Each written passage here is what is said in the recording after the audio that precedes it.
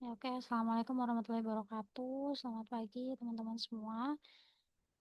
Ya pada pertemuan hari ini, eee, saya akan membahas terkait lanjutan pertemuan sebelumnya ya. Pertemuan sebelumnya kan sudah teori, kemudian sekarang kita masuk ke teori dan praktik terkait yang part satu dulu, nanti ada beberapa chart yang akan kita buat, kemudian di part 2 kita akan kembali ke teori lagi sebenarnya. Karena hanya untuk pengayaan aja kalau di part 2. Tuh. Ya, untuk yang pertama yang akan kita bahas adalah terkait diagram batang atau bar chart. Jadi diagram ini merupakan salah satu bentuk visualisasi data yang paling sering digunakan dalam dunia industri, kemudian dalam penelitian, maupun analisis produksi furnitur ya, karena, sangat mudah untuk dipahami, kemudian juga kalau misalkan kalian nanti kerja di industri atau dimanapun ya, itu hampir setiap laporan produksi atau penjualan atau kualitas itu, atau sampai evaluasi performa karyawan biasanya menggunakan diagram seperti ini. Jadi kemampuan membaca dan memilih, jenis diagram yang tepat itu penting sekali. Nah, diagram batang ini, digunakan untuk membandingkan data antar kategori. Misalnya kalau kita pengen lihat produk mana yang penjualannya paling tinggi, kemudian jenis furnitur mana yang paling sering reject, atau kanal penjualan mana yang paling efektif, itu bisa pakai diagram ini. Karena, bentuknya berupa batang, otak kita akan lebih mudah menangkap perbedaan tinggi rendahnya nilai, gitu. Nah, di sini ada beberapa jenis diagram batang yang umum digunakan, walaupun sama-sama diagram batang, fungsinya nanti masing-masing akan berbeda. Nah, kesalahan yang sering terjadi adalah menggunakan jenis, diagram batang yang tidak sesuai dengan tujuan analisis. Yang pertama, misalkan diagram batang vertikal atau, clustered column ya, gitu. Nah, ini yang paling umum dan mudah untuk dipahami. Kalau di contoh ini ada data penjualan ya, penjualan tiap produk. Nah, di sumbu horizontal ya, di sumbu X ini berisi kategori. Sedangkan yang sumbu Y ini menunjukkan nilai atau jumlah. Di sini kita bisa langsung tahu nih, oh iya, kursi itu nilai penjualan tertinggi, gitu. Nilai penjualan terendah ada di sofa. Itu secara mudahnya. Kemudian kapan kita pakai diagram eh, vertikal ini atau clustered column ini gitu. Nah, ini cocok digunakan ketika jumlah kategorinya tidak terlalu banyak. Kemudian kita ingin membandingkan nilai antar kategori secara cepat. Misalnya di industri furnitur membandingkan jumlah produksi tiap divisi. Kemudian membandingkan tingkat cacat produk atau membandingkan penggunaan bahan baku. Ini bisa menggunakan diagram vertikal atau clustered column. Tuh. Nah, yang perlu diperhatikan adalah kalau membuat diagram vertikal ini atau clustered column, jangan menggunakan, eh, bukan jangan menggunakan ya, sorry. Gunakan skala yang konsisten. Jangan terlalu banyak kategori. Kemudian juga mungkin bisa juga dikasih warna yang jelas supaya pembaca mudah memahami. Kalau misalkan kategorinya terlalu banyak, grafiknya nanti akan terlihat sempit, kemudian juga sulit untuk dibaca. Tuh, nah, dalam kondisi seperti itu, biasanya kita pakai diagram yang horizontal, gitu. Jadi kalau kategorinya sedikit, bisa pakai yang kemudian penamaannya pendek, itu bisa pakai yang diagram batang, gitu, atau cluster kolom. Tapi kalau misalkan em, kategorinya banyak atau penamaannya panjang, itu bisa pakai yang clustered bar atau diagram em, horizontal gitu. Kemudian ini ada stack diagram bertumpuk ya. Bahasa Indonesia diagram bertumpuk. Nah, diagram ini nggak hanya menunjukkan total nilai, tapi juga memperhatikan kontribusi masing-masing bagian. Jadi kalau eh, Di contoh ini kita bisa tahu, oh total nilai penjualan kursi itu 420 gitu. Nah, tapi di dalamnya kan dia penjualannya bisa lewat toko online, bisa lewat offline, bisa lewat e-commerce, bisa lewat retail partner. Nah, ternyata penjualan kursi di toko offline itu sekitar seratusan penjualannya dari 420.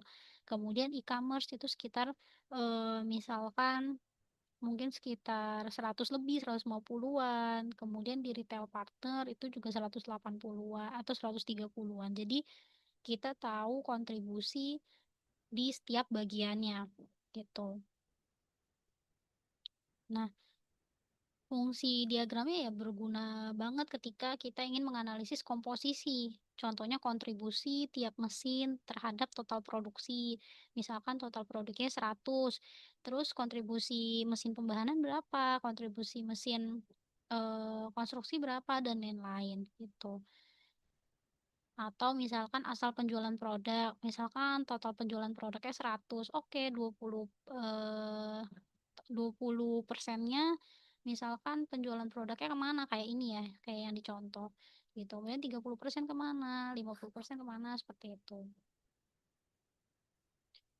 Nah, cuman kekurangannya adalah atau kelemahan dari diagram ini adalah kalau komponennya terlalu banyak, tadi sama kayak yang diagram vertikal ya, itu akan sulit terbaca gitu. Kemudian terutama ketika membandingkan bagian kecil antar kategori. Makanya penggunaannya harus benar-benar sesuai kebutuhan. Tuh, kemudian yang ketiga ini batang, diagram batang horizontal atau clustered bar gitu. Ini fungsinya sama kayak yang vertikal, cuma memang kalau penamaannya panjang ya pakai yang horizontal ini atau clustered bar ini. Kemudian kalau eh, kategorinya banyak pakai yang ini gitu. Seperti yang dicontohkan meja makan jati, kursi kantor ergonomi gitu. Lemari pakaian 2 pintu itu kan panjang. Kalau misalkan kita taruh di bagian em, horizontal itu kan nanti akan horizontal, sorry. Kalau kita taruh di bagian bawah sini, ya nanti ya benar. Kalau kita taruh di bagian horizontal sini di bagian bawah, penamaannya itu akan terlihat tidak bagus gitu. Makanya kita pakai yang diagram horizontal agar penamaannya kita taruh di area vertikal seperti itu. Kemudian ini ada 100% bertumpuk atau 100% stuck. Nah, di baik di vertikal maupun di horizontal itu ada 100% stucknya. Nah, cuman ini jarang dipakai ya gitu karena biasanya kalau diagram bertumpuk tadi fokusnya pada total dan kontribusi, kalau diagram ini fokusnya ke proporsi atau persentase. Jadi nanti hasilnya semua batang tuh 100%. Kayak di contoh ini, semuanya 100%. Cuma nanti pembedanya ada di tadi, berapa persen sih toko offline penjualan kursi di toko offline, berapa persen sih di e-commerce, kemudian berapa persen sih di retail partner seperti itu. Tapi totalnya semua diibaratkan 100%. Kalau tadi bertumpuk kan dia nggak angka persenan tapi angka realnya gitu. Tapi kalau di 100% bertumpuk atau stuck itu diibaratkan semua 100%. Jadi persentase dia mainannya gitu. Oke. Nah, cara membuat bar chart yang baik itu seperti apa? Gitu. Sebenarnya seringnya data sebenarnya udah bagus, data yang kita punya sebenarnya udah bagus. Cuma karena visualisasinya salah, akhirnya pembaca jadi bingung atau bahkan salah mengambil kesimpulan. Gitu. Misalnya labelnya mungkin sulit dibaca, kemudian warnanya terlalu banyak, terus bisa jarak batangnya terlalu rapet, atau sumbunya tuh nggak dari nol. Ya, misalkan ya, ini labelnya em, jadi vertikal, ini kan salah. Kemudian dia sumbunya nggak dari nol. Jadi nanti datanya nggak relevan ya, datanya nggak relevan gitu kalau sumbunya nggak dari nol. Kemudian warna-warni, terus urutan datanya nggak logis, tuh naik turun. Makanya tadi kan saya bilang, makanya kan nanti Di pertemuan sebelumnya ya, saya udah bilang kalau bisa dipakein sort, nanti kita lihat di praktek ya, gitu, disortir maksudnya. Ya oke, ini dataset latihan kita, jadi, pada pertemuan ini kita akan bahas pertama terkait batang chart. Ini ada 6 pertanyaan, kita akan bahas satu persatu. Yang pertama, bandingkan produksi kursi kayu solid dan multiplex dari Januari sampai April. Jadi bulan mana produksi tertinggi untuk produk kursi ya. Jadi kita pengen tahu produk kursi itu produksi tertinggi di bulan apa, kemudian yang kedua material mana yang lebih dominan, apakah kayu solid atau multiplex. Nah, dari pertanyaan ini kita bisa paling mudah adalah memakai, mmm, ini ya, memakai clustered column ya. Tuh nanti kita coba. Karena kita butuh, data produk kursi kan, kita butuh data produk, kemudian juga kita butuh, terkait di bulan apa yang tertinggi, kemudian produksinya, unit produksinya berapa, kita mau tahu produksi tertinggi, maka kita butuh data bulan, produk, dan juga unit produksi.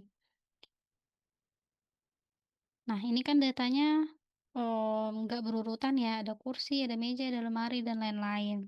Nah, untuk mudahnya kemudian juga di bulan Januari ada sekian data, di bulan Februari ada sekian data, sampai April ada sekian data. Sedangkan ketika kita mau membuat suatu grafik, datanya itu harus sudah dijumlahkan ya. Misalkan kursi di bulan Januari jumlahnya berapa. Kalau di sini kan kebetulan kelihatannya 120 sama 80. Oh, berarti kursi Januari 200 gitu. Berarti kursi di bulan Februari sekian. Nah, kalau kayak gitu kan lama ya kalau satu-satu. Kita cara cepatnya adalah kita blok semua ini dari atas sampai bawah sini. Kemudian kita ke insert, lalu kita pakai pivot table. Tuh, kemudian kita klik yang form table range. Nah, select datanya ini tadi yang sudah kita blocking ya. Kemudian ditanya, kita mau taruh di mana nih pivot table-nya? Karena kita pengennya datanya di Excel ini, maka kita pilih yang existing worksheet, bukan yang new. Kita kan pengennya ada di data sheet ini ya. Location-nya di mana? Kita klik aja, misalkan kita mau di sini location-nya. Kita klik aja di sini, di berapa, I2 ya. Tuh, kemudian kita okekan. Nah, tidak langsung muncul data, kita harus, klik di bagian field-nya, ya. Kita harus klik di bagian field-nya. Oke, kita pengen, datanya berarti bulan, kita butuh ya, kita butuhnya data bulan, kemudian kita butuh data produk, oke, kemudian kita juga butuh data produksi, ya, jumlah produksinya. Nah, kita kan tadi ngeblocking data material ya, karena kebetulan material ada di sini, di sebelum produksi. Nah, kenapa kita blocking padahal kita nggak butuh, gitu. Karena sebenarnya, kekurangan pivot table ini adalah kita harus ngeblocking semuanya, gitu. Jadi kita kalau misalkan misalkan butuhnya cuman data, bulan, produk, sama unit produksi. Karena material ada di antara produk dan unit produksi itu tetap harus di-blocking, karena kalau nggak di-blocking nggak akan kebaca, gitu. Itu kelemahannya, tapi kan kita bisa milih di sini, kalau nggak kepake ya udah nggak usah kita centang, gitu.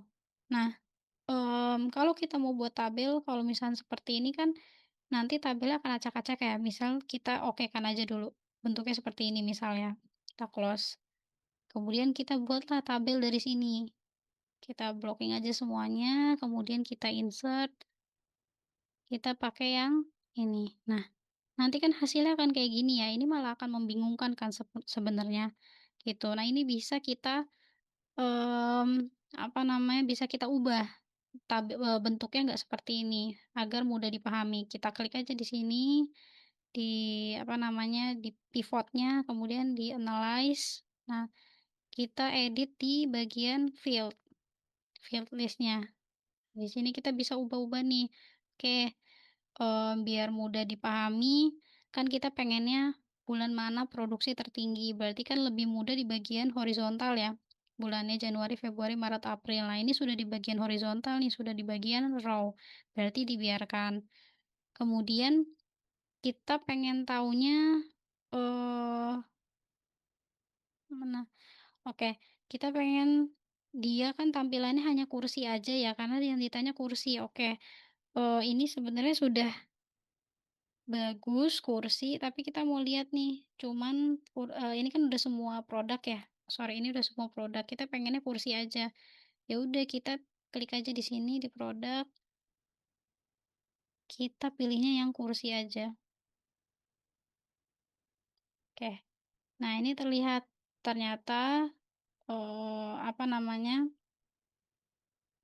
kursi yang tertinggi itu kira-kira ada di bulan April dan juga Mei, karena nilainya sama, 260 di sini juga 260.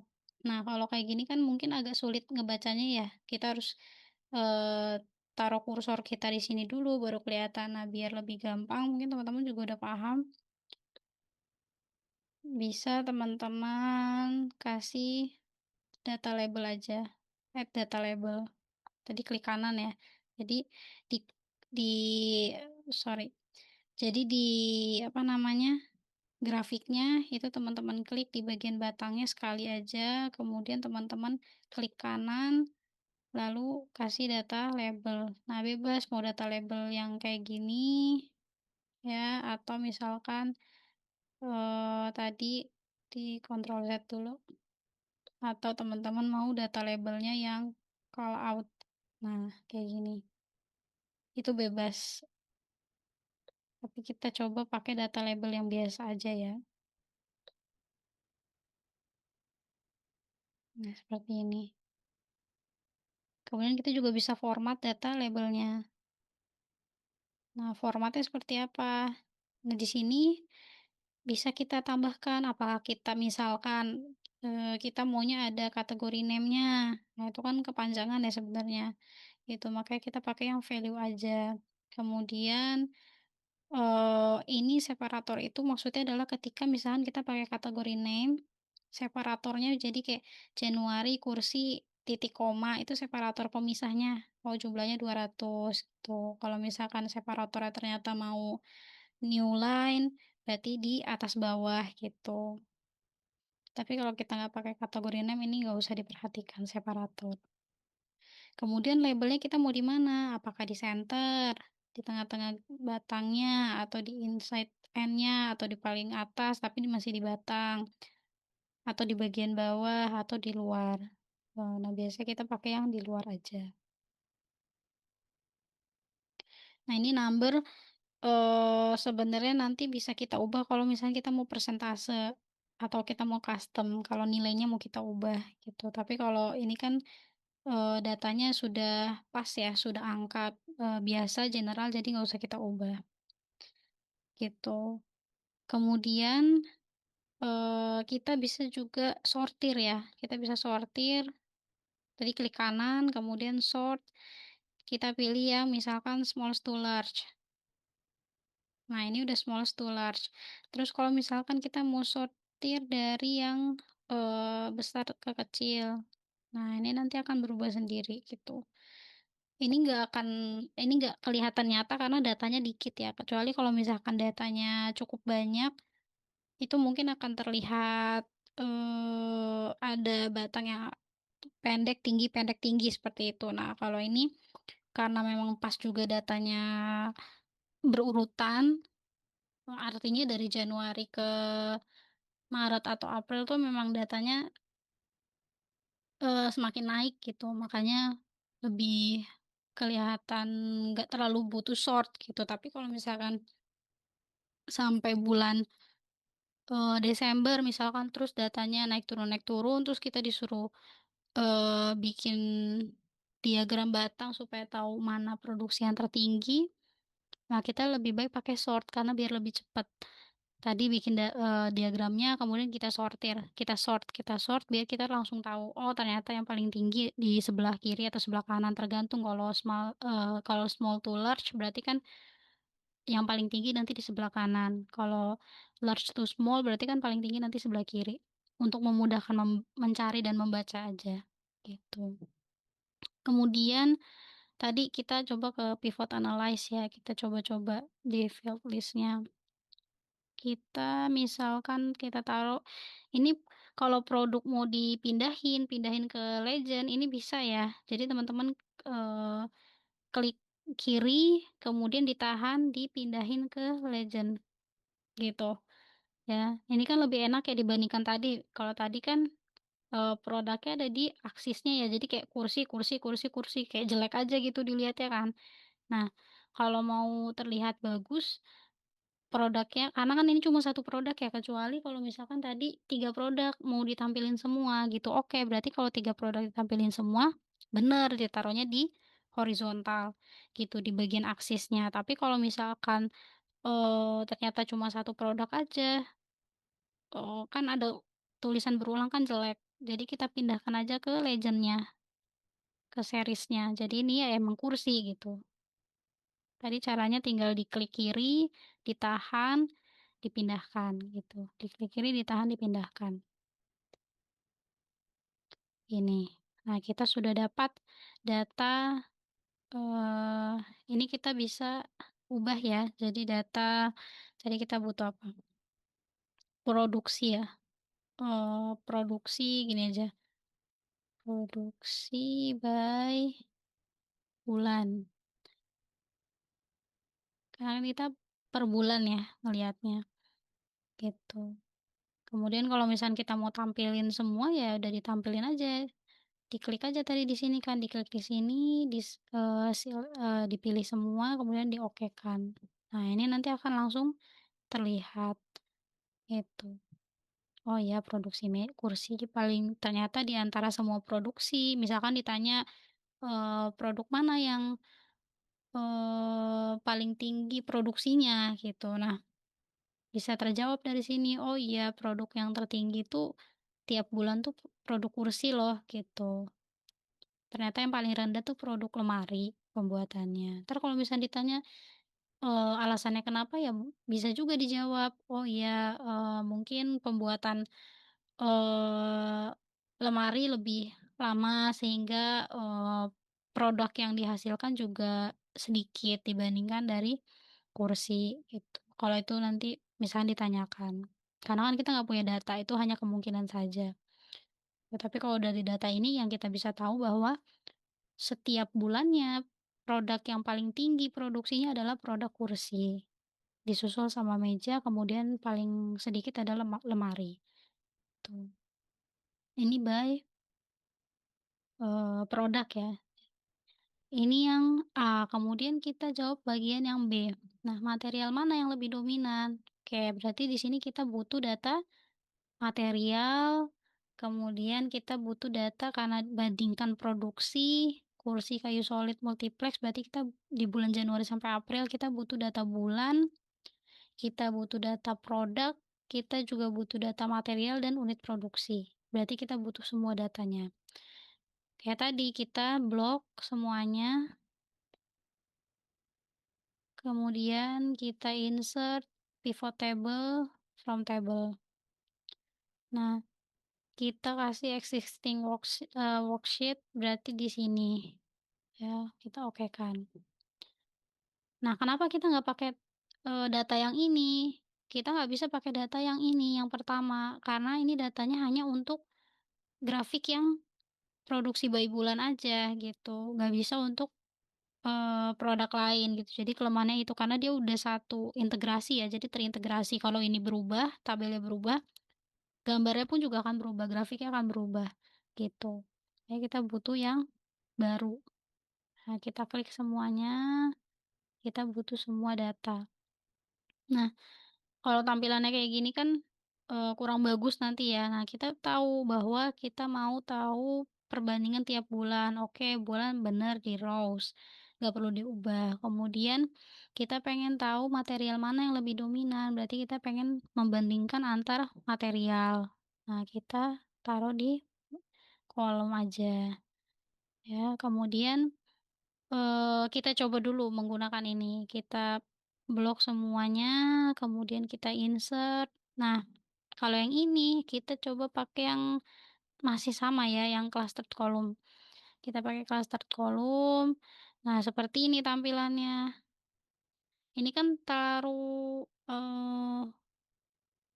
terlalu pusing ya kalau misalkan kita mau melihat ini.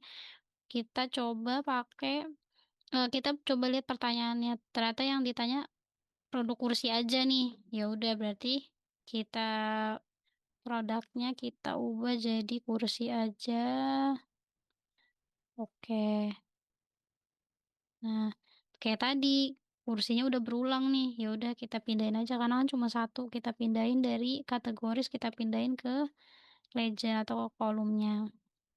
Jadi ini udah perbandingannya bulan aja yang di bawah. Karena kan produknya hanya satu, kecuali kalau produknya lebih dari satu baru yang produk kita taruh di bagian axis atau kategorisnya. Karena berhubung cuma satu, kita pindahkan ke legend series, ya. Kemudian kita diminta material mana yang lebih dominan. Nah, kita ditanya material yang lebih dominan.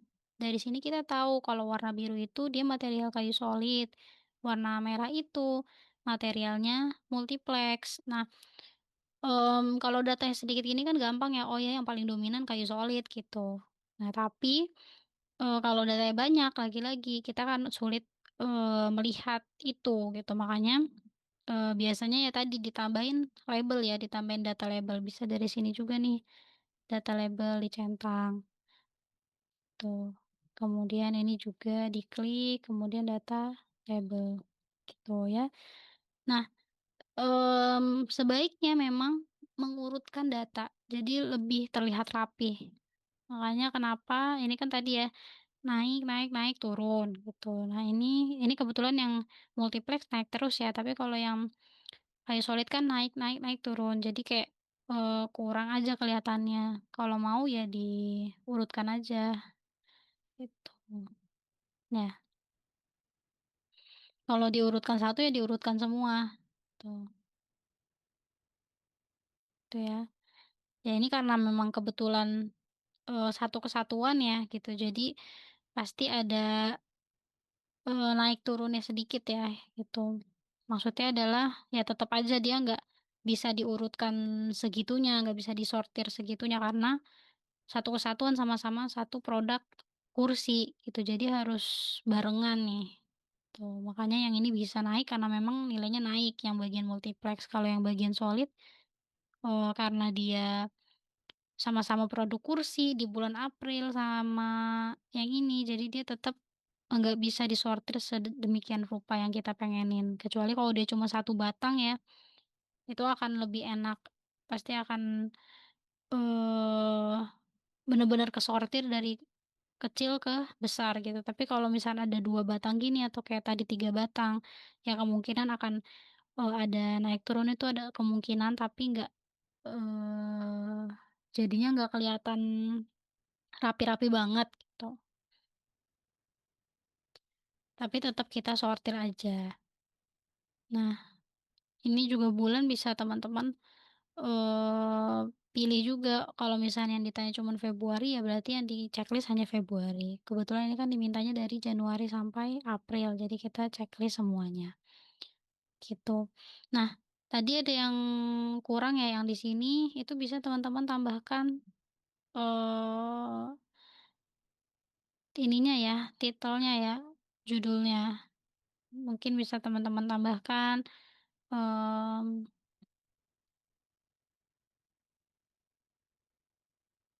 material by bulan gitu misalkan, karena kita mau tahu material yang dominan, setiap bulannya, gitu. Nah, kalau grafik kan kalau misalkan ada garis ini kan kelihatannya juga jelek ya. Teman-teman bisa klik di sininya, kemudian di grafiknya ya, itu klik di grafiknya, kemudian teman-teman hilangkan aja, eee, grid lines-nya ya, garisnya, gitu.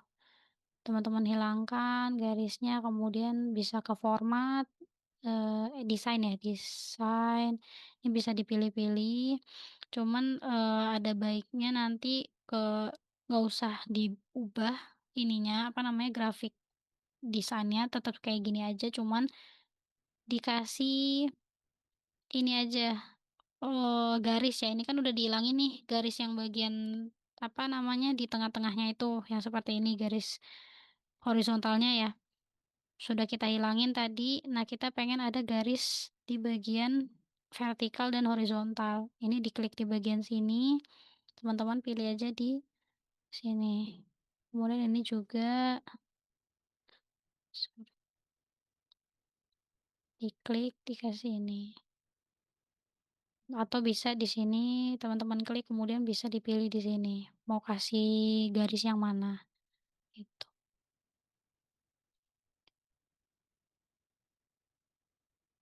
Ini juga sama dihilangkan aja datanya, bukan data, grid lines-nya ya, garisnya. Kemudian ini bisa dikasih garis lagi. Nah, sampai sini grafiknya sudah cukup ya, sudah cukup selesai, tuh. Ini untuk yang kolom, apa tadi, kolom clustered column ya, untuk clustered column. Nanti kita akan bahas terkait s stack atau 100% stack. Nah, ini udah oke. Sebenarnya kalau dari 2 pertanyaan ini tadi, bulan mana produksi tertinggi, kemudian material mana yang lebih dominan, ini sebenarnya bisa teman-teman juga, dapatkan dalam satu grafik sebenarnya ya. Jadi, mungkin teman-teman bisa dapat dari grafik ini, gitu. Cuman memang nanti, judulnya diubah gitu, karena ini berarti produksi material by bulan, karena kita mau dalam satu grafik, karena kan ini masih berkaitan ya, gitu. Jadi dari sini kan juga kita bisa melihat nih, ternyata, produksi karena cuma satu produk ya, karena produksi kursi nih, ternyata produksi kursi paling tinggi itu ada di, bulan apa nih, di bulan Maret dan juga April, karena nilainya sama. Kalau ditotalin 260, ini juga 260, sama-sama 260, berarti produksi tertinggi itu di bulan Maret, April. Kita bisa jawab pertanyaan yang pertama, bulan mana produksi tertinggi. Nah, kemudian, material mana yang dominan, itu juga bisa kita jawab dari grafik ini. Yang paling dominan itu adalah kayu solid dibandingkan multiplex. Jadi sebenarnya dalam satu grafik, itu bisa menjawab 2 pertanyaan dengan catatan kalau produknya hanya satu, gitu. Yang ditanya sama-sama satu, yang ditanya sama-sama produk kursi, sama-sama produk kursi. Beda halnya kalau misalkan pertanyaan pertama ditanya terkait produk kursi, pertanyaan selanjutnya ditanyanya, semua produk atau kebalikannya. Misalnya pertanyaan pertama ditanya semua produk, pertanyaan kedua ditanya yang produk kursi aja. Nah, jadi benar grafiknya 2, ini dimintanya semua produk, kalau ini, ditanyanya produk kursi aja gitu. Nah, ini juga perlu penamaannya diganti, misalkan, kalau misalkan kursi doang ya berarti produksi kursi by bulan, tapi karena ini produksi keseluruhan berarti produksi by bulan, artinya keseluruhan produk, gitu. Nah, kemudian pertanyaan selanjutnya, hitung total produksi meja tiap bulan dan jelaskan komposisinya. Nah, di sini kita nggak hanya diminta total produksi seperti ini kan total produksi juga ya gitu, tapi kita juga diminta untuk dalam satu batang itu dijelaskan komposisinya. Nah, kita coba lihat ya. Berarti kita butuh, eee, ini kita tetap butuh bulan ya gitu, tiap bulan kan, berarti kita butuh bulan, kemudian produk kita butuh, kemudian kita juga butuh material dan unit produksi. Kita butuh semua data, kita pivot table, kemudian kita masukkan ke sini, samping sini ya misal. Oke, kita butuh semua data, karena kita pengen tahu komposisinya. Komposisi di sini dalam artian karena memang materialnya ada 2 ya, ada multiplex, ada kayu solid. Berarti kita butuh komposisi, tersebut, material tersebut dalam produk meja. Nah, karena kita pengen membandingkan tiap bulan, berarti axis-nya atau rows-nya itu di sini bulan. Nah, kita pengen membandingkannya kan, eee, produksinya ya, produksinya.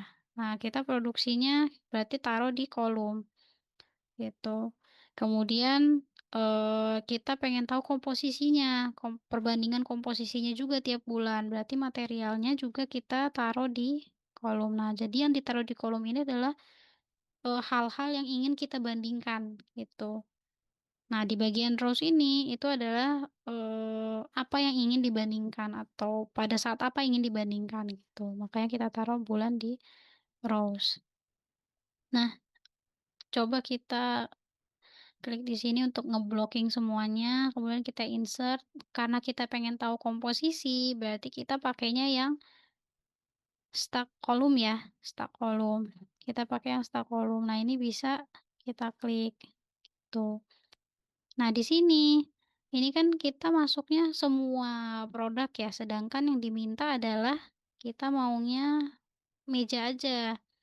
Berarti produknya kita klik yang meja aja, kita okekan. Nah, nanti akan terbentuk seperti ini. Itu. Jadi kita tahu, oh ternyata kita kasih label dulu ya. Kita kasih label, data label. Gini. Ini bebas mau teman-teman taruh di dalam atau di luar, tapi kalau misalkan komposisi kayak gini, itu baiknya memang di dalam batangnya. Kecuali kalau misalkan, bukan komposisi ya, data produksi biasa itu lebih baik di bagian luar. Tapi kalau misalkan komposisi itu baiknya di bagian dalam untuk mempermudah pembaca aja. Nah, di sini kita jadi tahu, oh ternyata di bulan Januari, pembuatan meja itu totalnya 170. Nah, komposisinya terdiri dari dibuat dari itu multiplex itu sebanyak 70 unit, dibuat dari kayu solid itu sebanyak 100 unit, gitu. Makanya kita pakai, yang baiknya kalau ditanya komposisi, itu pakainya yang stuck kolom, gitu. Ini jangan lupa kita hilangkan juga grid lines-nya. Kemudian kita kasih, apa namanya nih, garis ya. Untuk merapihkan, gitu. Ini bisa kita kasih, eee, judulnya ya. Kita misalkan judulnya apa, mmm, komposisi meja bayi bulan,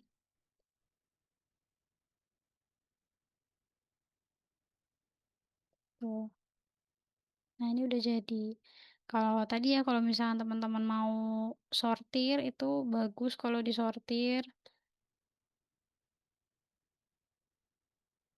Klik, kita klik di batangnya ya. Kemudian kita sort, misalkan gini. Kita lihat apakah berubah. Nah, gitu ya. Jadi dari small ke large, jadi lebih enak dilihat aja, tuh. Ternyata kalau kita lihat, ini jumlahnya berarti 210, ini ada 215 ya, 215. Ternyata kalau misalnya ditanya lagi tuh, total produksi meja tiap bulan, yang paling tinggi mana? Oh, kalau dari sini kita jadi bisa tahu paling tinggi itu di bulan Maret, karena totalnya dia 215, kalau April tuh totalnya 210 gitu, kalau ada pertanyaan itu. Itu fungsi sort ya. Ini contoh yang, stack column, kita lanjut ke yang 100% stack column ya. Kalau pertanyaannya bagaimana perubahan proporsi material pada kursi, itu. Ditanyanya perubahan proporsi. Ini nanti kita coba buat ya, berarti kita butuh semua data lagi nih, ya. Sebentar. Nah, kalau tadi kan kita, apa, dimintanya komposisi ya, komposisi tiap bulan di meja. Kita pengen tahu dalam satu batang dalam satu bulan ya, di sini dalam satu batang, dalam satu batang ini kan merepresentasikan bulan ya, dalam satu batang ini, dalam di bulan ini, produksi mejanya tuh berapa sih, berapa banyak, gitu. Makanya di sini juga, value-nya itu adalah jumlah produksinya, gitu. Tapi kalau ditanya proporsi material atau perubahan proporsi, itu kita pengen tahu dalam 100% itu material pakai sol itu berapa persen sih material pakai, eee, kayu lapis atau multiplex itu berapa persen gitu, maksudnya gitu. Kalau ini kan dia, eee, dalam jumlah ya, dalam total unit produksi. Kalau di sini ditanyanya perubahan proporsinya itu adalah dalam 100%. Nanti kita lihat ya perbedaannya. Berarti kita butuh, kita klik semua, kemudian kita insert pivot table, kita coba lihat perbedaannya.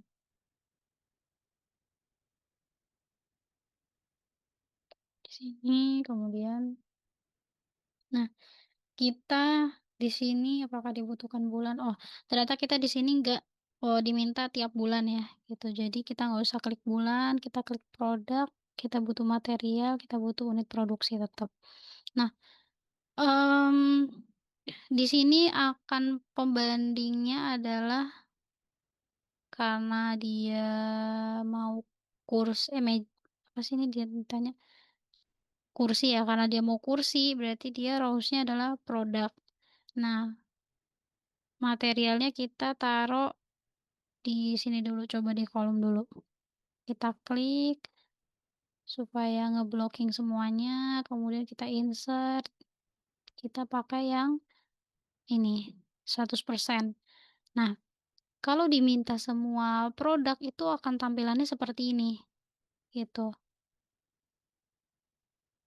Ini bukan berarti semua, produk jumlahnya sama, tapi merepresentasikan bahwa kursi ini kalau, dalam bulan Januari sampai April itu 100% jadi dia persentase ya, kursi 100%, lemari 100%, meja 100%, tapi dia tidak merepresentasikan bahwa angkanya sama semua, gitu. Karena kita bisa lihat di sini kan pasti angkanya beda-beda, ini 380, ini 190, ini 320. Pasti kan beda-beda kan gitu, karena memang dia tidak merepresentasikan jumlahnya sama semua, tapi lebih kepada proporsi tiap masing-masing ini. Kursi 100% itu terbagi menjadi 2 yaitu 380 sama 570. Nah, maksudnya adalah kalau dari, yang ingin kita lihat, ternyata kursi yang menggunakan kayu solid itu bahannya 60% dari 100, eee, persen jumlah total produksinya, gitu. Maksudnya adalah itu berarti nah di sini lemari juga ternyata 60%-nya itu menggunakan kayu solid dari total 100% unit, total produksinya, gitu. Kemudian meja juga ternyata sama, 60%-nya itu menggunakan kayu solid, gitu. Nah, ini juga bisa kelihatan dari sini. Nah, ini misalkan ya kita ubah dulu jadi meja doang, karena kita mau lihat yang meja.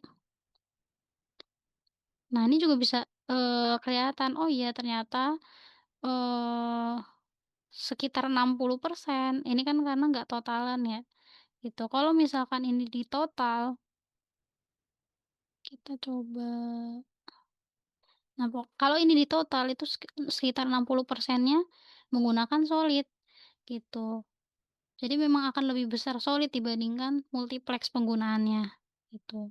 Makanya di sini juga kelihatannya sekitar 60%, ini nggak pasti 60% ya, tapi sekitar 60% itu dominannya pakai kayu solid dalam 100%, unit produksinya, gitu. Jadi kalau ini itu pengen lihat komposisinya, masing-masing tiap apa namanya, tiap bulannya atau tiap produknya, makanya dia angkanya pasti akan berbeda-beda karena tiap bulan pasti beda-beda, jumlah produksinya, gitu. Tapi kalau yang di sini itu adalah dianggapnya 100% gitu. Jadi dalam 100% misalkan kalau ini Maret ya, misalkan 215 berarti totalnya misal 215 itu dianggapnya 100%. Nah, dari 215 itu, berapa persen sih yang pakai kayu solid, berapa persen sih yang pakai multiplex, seperti itu. Itu gambarannya kalau pakai yang 100% stuck column. Nah, umumnya yang dipakai ini kita hilangin dulu ya grid lens-nya. Umumnya yang dipakai untuk, laporan-laporan itu tenang aja teman-teman, biasanya yang dipakai hanya yang umum dipakai ya, hanya yang kolom bar, sama yang stuck column, paling ini. Kalau ini biasanya jarang digunakan. Ini hanya pengayaan aja ya, pengayaan informasi aja, gitu. Itu cara bacanya. Jadi kalau yang tadi ya, kalau yang ini, itu, total produksinya pasti kan tiap bulan atau tiap produk itu pasti beda-beda total produksinya.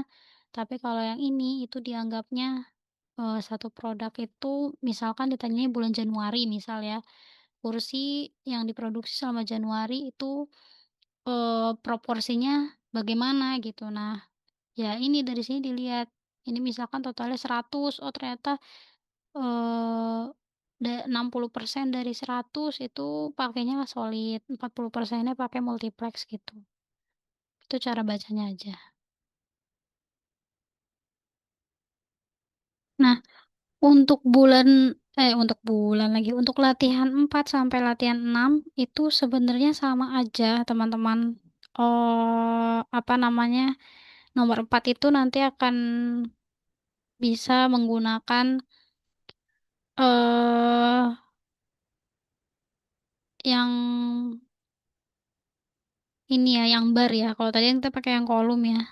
Kita bisa pakai yang bar, yang cluster bar, kemudian yang nomor 5 kita bisa pakai yang stack bar, karena kita mau, lihat yang bergantung atau komposisi ya, lebih ke komposisi.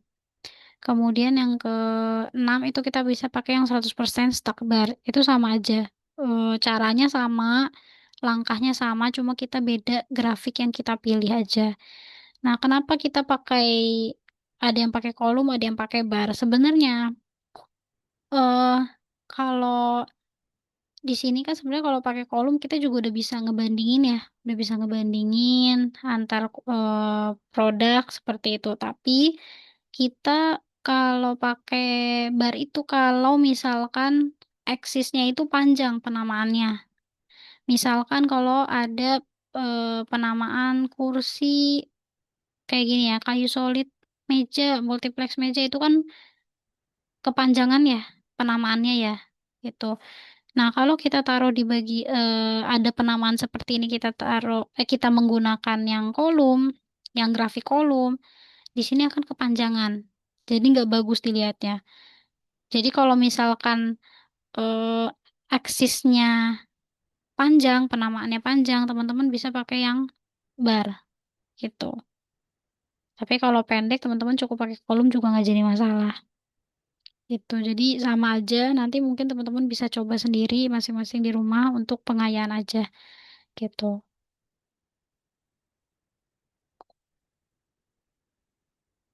Nah, oke, sekarang kita ke pie chart ya. Nah, pie chart ini biasanya digunakan untuk menunjukkan proporsi atau persentase dari suatu keseluruhan. Jadi fokus utamanya bukan membandingkan angka absolut, tapi melihat bagian mana yang paling besar dan bagaimana komposisi data tersebut. Kalau tadi diagram batang itu lebih kuat untuk membandingkan nilai, maka pie chart ini lebih cocok untuk menjawab pertanyaan kayak bagian mana sih yang paling dominan, kemudian berapa sih persentase tiap kategori, gimana sih distribusi datanya, gitu.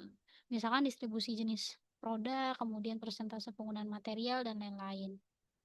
Nah, di dalam pie chart, satu lingkaran penuh itu mewakili 100%, gitu. Kemudian setiap potongan itu menunjukkan bagian dari keseluruhan. Jadi semakin besar potongannya, maka semakin besar kontribusinya terhadap total data. Nah, di sini ada tipsnya, yaitu gunakan label yang jelas. Jadi, dari poin pertama ini, kita pakai label yang jelas, gitu. pie chart ini sangat bergantung pada label, karena bentuk lingkaran sendiri itu kan, tidak menunjukkan kategori secara langsung ya, gitu. Jadi kalau labelnya nggak jelas, audiensnya nanti akan bingung, harus nebak-nebak nih ini warna, apa namanya, ngasih apa namanya, representasiin apa sih gitu, makanya harus pelabelannya yang jelas, kayak di sini, dikasih label lah, gitu. Kemudian yang kedua, jangan pakai pie ganda, gitu. Nah, apa namanya, untuk membandingkan data antar tahun atau periode gunakan grafik batang bertumpuk supaya perbedaannya lebih mudah terlihat gitu. Jadi bukan pakai pie ganda kalau misalkan tahunnya berbeda. Kalau dalam satu tahun yang sama oke, masih oke, tapi kalau tahun yang berbeda sebaiknya jangan gunakan pie chart gitu.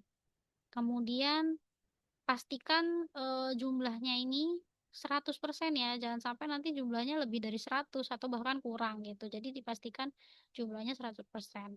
Kemudian jangan lupa untuk, mengurutkan ya atau melakukan sort ya di pie chart gitu. Jadi, sangat amat disarankan di pie chart itu melakukan sorting ya, bukan sortir, sorting beda. Kalau sorting tuh maksudnya, nilai yang paling besar itu ada di bagian sini, di kuartil satu ya, di kuartil satu gitu. Kemudian sampai ke bagian yang terkecil, tuh. Jadi diusahakan memang harus, di-sorting bagian terbesar dulu baru bagian yang terkecil.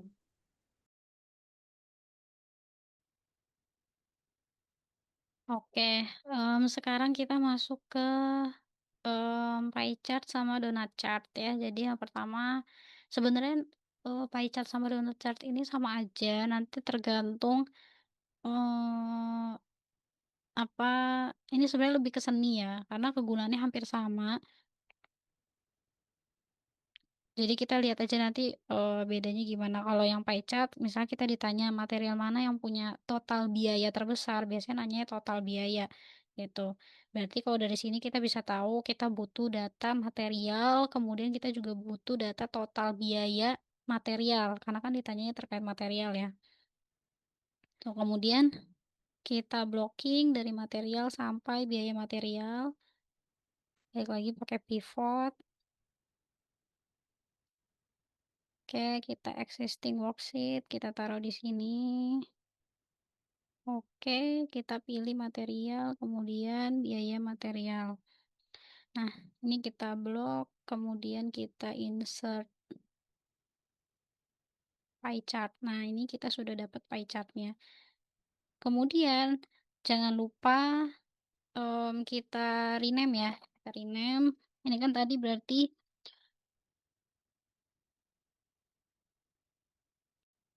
dia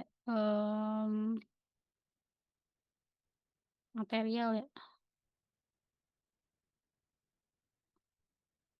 Total biaya by material.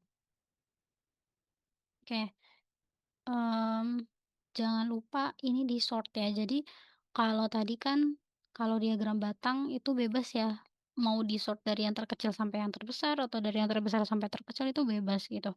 Tapi kalau misalkan yang diagram lingkaran atau pie chart atau donut chart itu harus dari yang terbesar hingga yang terkecil gitu. Jadi itu sudah, seharusnya ya. Jadi kita sort dari large to small. Nah, kita sudah dapat, kemudian jangan lupa kita add data label, kita kasih aja data call out ya. Kenapa call out ya? Balik lagi sebenarnya ke masing-masing aja, karena kalau misalnya di dalam sini ya nggak apa-apa juga gitu, cuman, mmm, lebih enak kalau kalau menurut saya itu lebih enak kita datanya di luar, tuh, tapi kalau mau di dalam ya silakan aja nggak jadi masalah. Kemudian jangan lupa, mmm, diubah juga nih, kan di sini itu kan sudah ada keterangannya ya bahwa kalau biru itu multiplex, merah tuh kayak solid dan lain-lain. Nah, berarti kita kan hanya butuh angka aja sebenarnya. Jadi dihilangkan aja, mmm, kategori name-nya, kita hilangkan kategori name-nya sehingga kita dapatkan persentasenya aja. Jadi dari sini kita bisa tahu bahwa material yang memiliki total biaya terbesar itu adalah multiplex, diikuti oleh kayu solid, kemudian yang terakhir MDF. Kemudian kita juga bisa menjawab, apakah MDF memiliki proporsi biaya kecil dibanding kayu solid? Benar, karena dari sini kita bisa tahu bahwa, MDF itu memiliki 28% total biaya materialnya, sedangkan kayu solid itu sebanyak 33% dari total biaya material, seperti itu. Kemudian next kita buat yang donut chart. Nah, kalau di donut chart ini pertanyaannya terkait produk mana yang paling banyak diproduksi. Berarti kita butuh data produk dan juga, jumlah produksinya ya, gitu. Berarti produk dan juga unit produksi. Kita blocking, kemudian kita insert, kita pakai yang donut chart. Sorry, salah. Saya lupa ini kan harus dikasih pivot table dulu. Oke. Kemudian saya kasih sini. Oke, kita pilih yang produk, kemudian unit produksi. Nah, ini kita blocking, kemudian kita insert pakai yang donut chart. Oke, nah ini mmm, bisa kita namakan, namai ya, di atasnya kita kasih judul berarti apa, total produksi ya, total produksi. Oke. Total produksi. Nah, jangan lupa kita sort lagi dari yang terbesar hingga yang terkecil. Kemudian kita kasih data call out, kemudian kita edit format data label, tadi klik kanan ya. Kemudian kita hilangkan kategori name-nya. Ya, ini bisa kita ini bisa kita geser-geser sebenarnya, ya. Kemudian ini kan kayak kelihatan kurang ya. Kegedean lubangnya gitu. Nah, ini kita klik di bagian batangnya, kemudian muncul ini, kita lihat di hole-nya. Oke, hole-nya kita kurangi deh. Tuh, jadi segini. Ini kita lihat ini pengaruhnya ke apa. Oh, ini perputarannya kita kasih 0 derajat aja, karena kita pengennya memang, eee, sesuai jarum jam ya, gitu. Makanya ini yang terbesar, kemudian ini yang paling kecil. Ini kita lihat apa ngaruhnya, oh oke, ini lebih ke panjang panjang pendeknya masing-masing area, gitu ya. Itu nanti akan berguna kalau untuk pembuatan,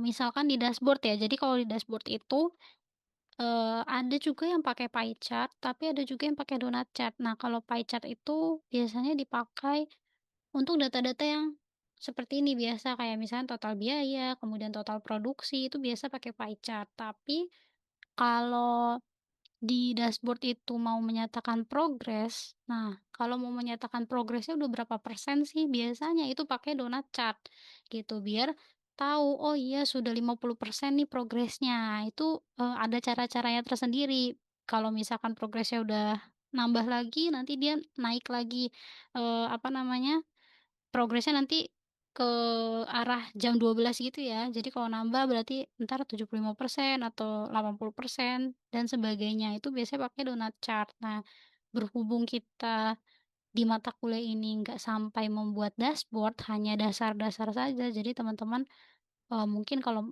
tertarik bisa belajar di YouTube aja. Di YouTube banyak, tata cara pembuatan dashboard gitu. Jadi teman-teman bisa melihat di YouTube gitu. Kalau misalkan dashboard itu nanti ya ada di mata kuliah semester 3 gitu. Kalau sekarang kita belajarnya yang dasar-dasar aja dulu. Nah, sampai sini pie chart dan donut chart sudah selesai.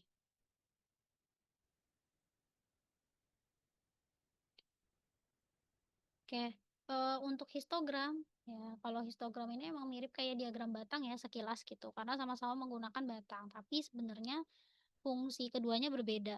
Kalau diagram batang tadi digunakan untuk membandingkan kategori, maka kalau histogram ini digunakan untuk melihat distribusi atau sebaran data numerik. Nah, kalau histogram ini akan membantu kita memahami pola data. Misal, datanya banyak kumpul di mana ya, di tengah-tengah kah, atau di pinggir kiri kah, atau di pinggir kanan kah, gitu. Kemudian rentang nilai yang paling sering muncul apa? Kemudian apakah datanya tersebar merata? Gitu. Nah, perbedaan histogram sama diagram batang. Kalau diagram batang tadi untuk kategori, kemudian batangnya punya jarak, kemudian kategorinya bisa acak. Kalau histogram ini digunakan untuk data numerik kontinu. Batangnya biasanya saling nempel. Di sini, contohnya kurang tepat ya. Jadi biasanya batang ini saling nempel ya. Kemudian urutan datanya harus berurutan, gitu. Jadi rentangnya harus berurutan, nggak bisa, secara acak, gitu.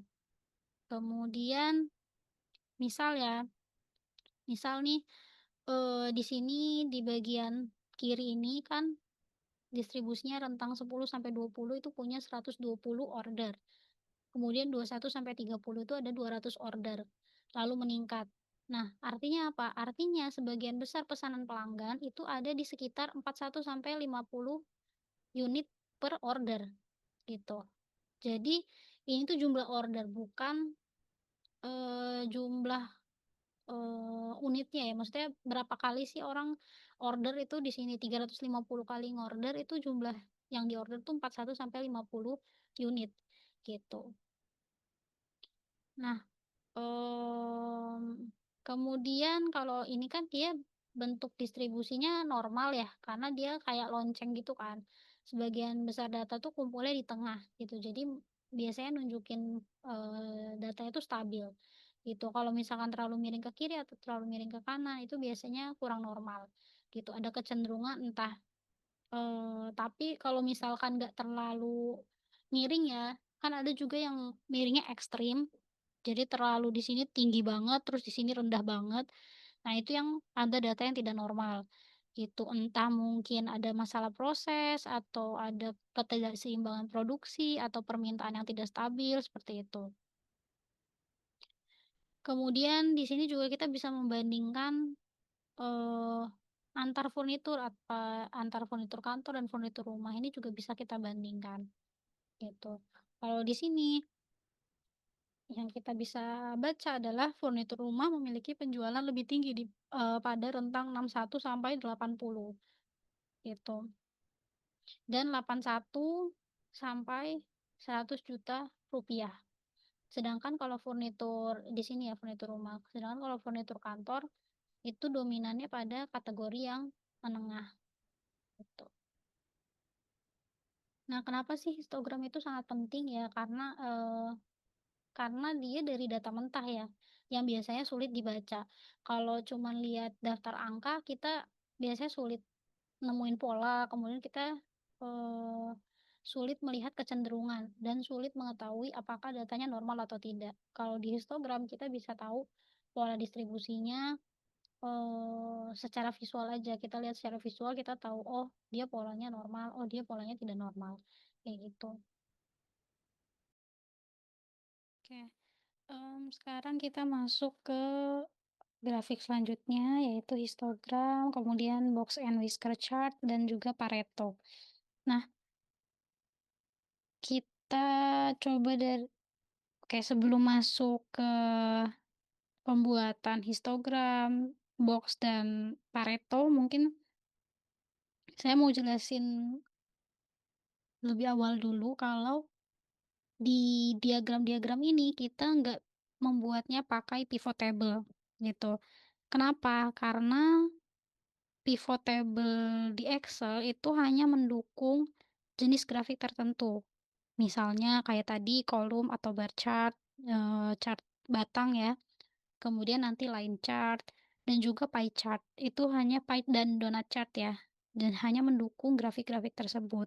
Sedangkan kalau chart kayak histogram, kemudian nanti scatter, kemudian box plot, waterfall, dan lain-lain itu tidak bisa menggunakan pivot table gitu, karena mereka biasanya butuh data mentah gitu. Jadi data yang belum diolah gitu. Biasanya kayak histogram kan nanti pengen lihat distribusi ya, jadi kan butuh data yang awal ya, gitu. Nah, kita coba buat yang pertama histogram dulu.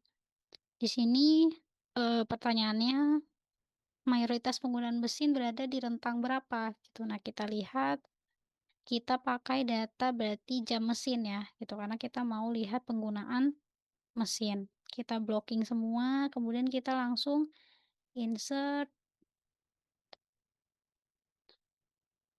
kemudian kita masuk ke histogram, kita klik yang histogram.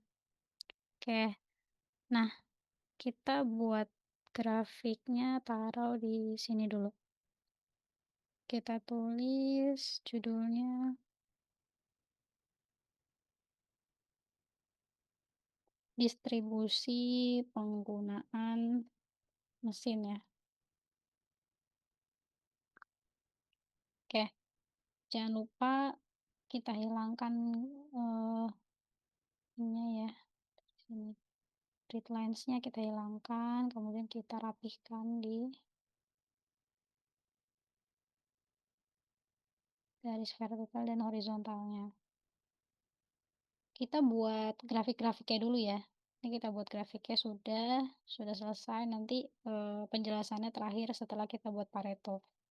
Kemudian kita mau buat box dan whisker chart. Jadi produk mana yang paling konsisten kualitasnya gitu. Kemudian produk mana yang memiliki variasi reject terbesar. Berarti kita butuh data produk dan juga em, jumlah reject ya. Gitu. Berarti kita klik yang produk, kita blocking, kemudian jumlah reject kita blocking juga. Kita pencet shift, kemudian kita blocking ke bawah. Sebentar.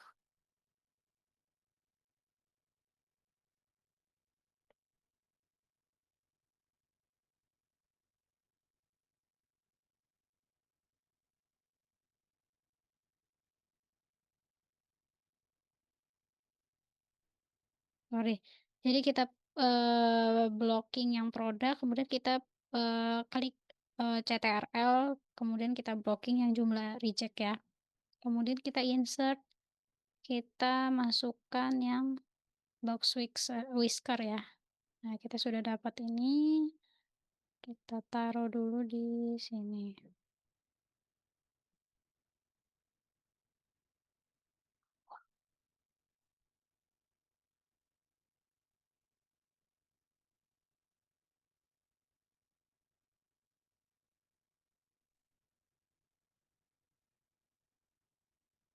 Ini jangan lupa tadi belum di ini ya, datanya kita add, kemudian ini juga datanya kita add. Oke, kita sudah dapat datanya. Kemudian ini kita ini ya, kita rename.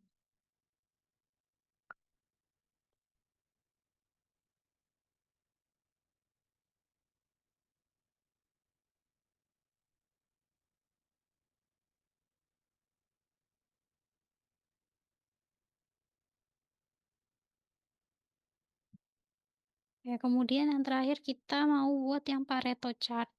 Kita ditanya produk mana yang paling banyak reject, kemudian yang perlu dievaluasi itu yang mana yang perlu dievaluasi. Berarti kita butuh sama data produk dan juga data reject ya.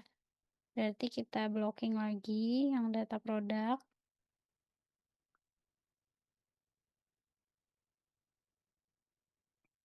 Oke, kemudian kita insert, kita masukkan Pareto, ini Pareto ya.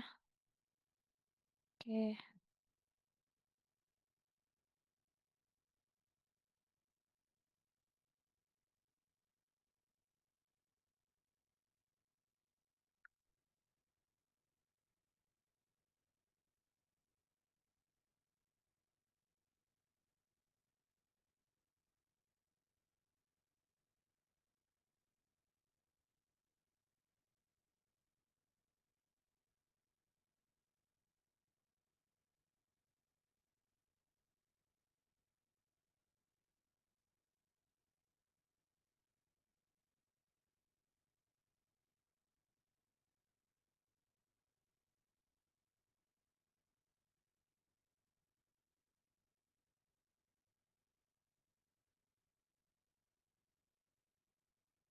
Oke, ini sudah kita, buat, kemudian kita akan bahas satu-satu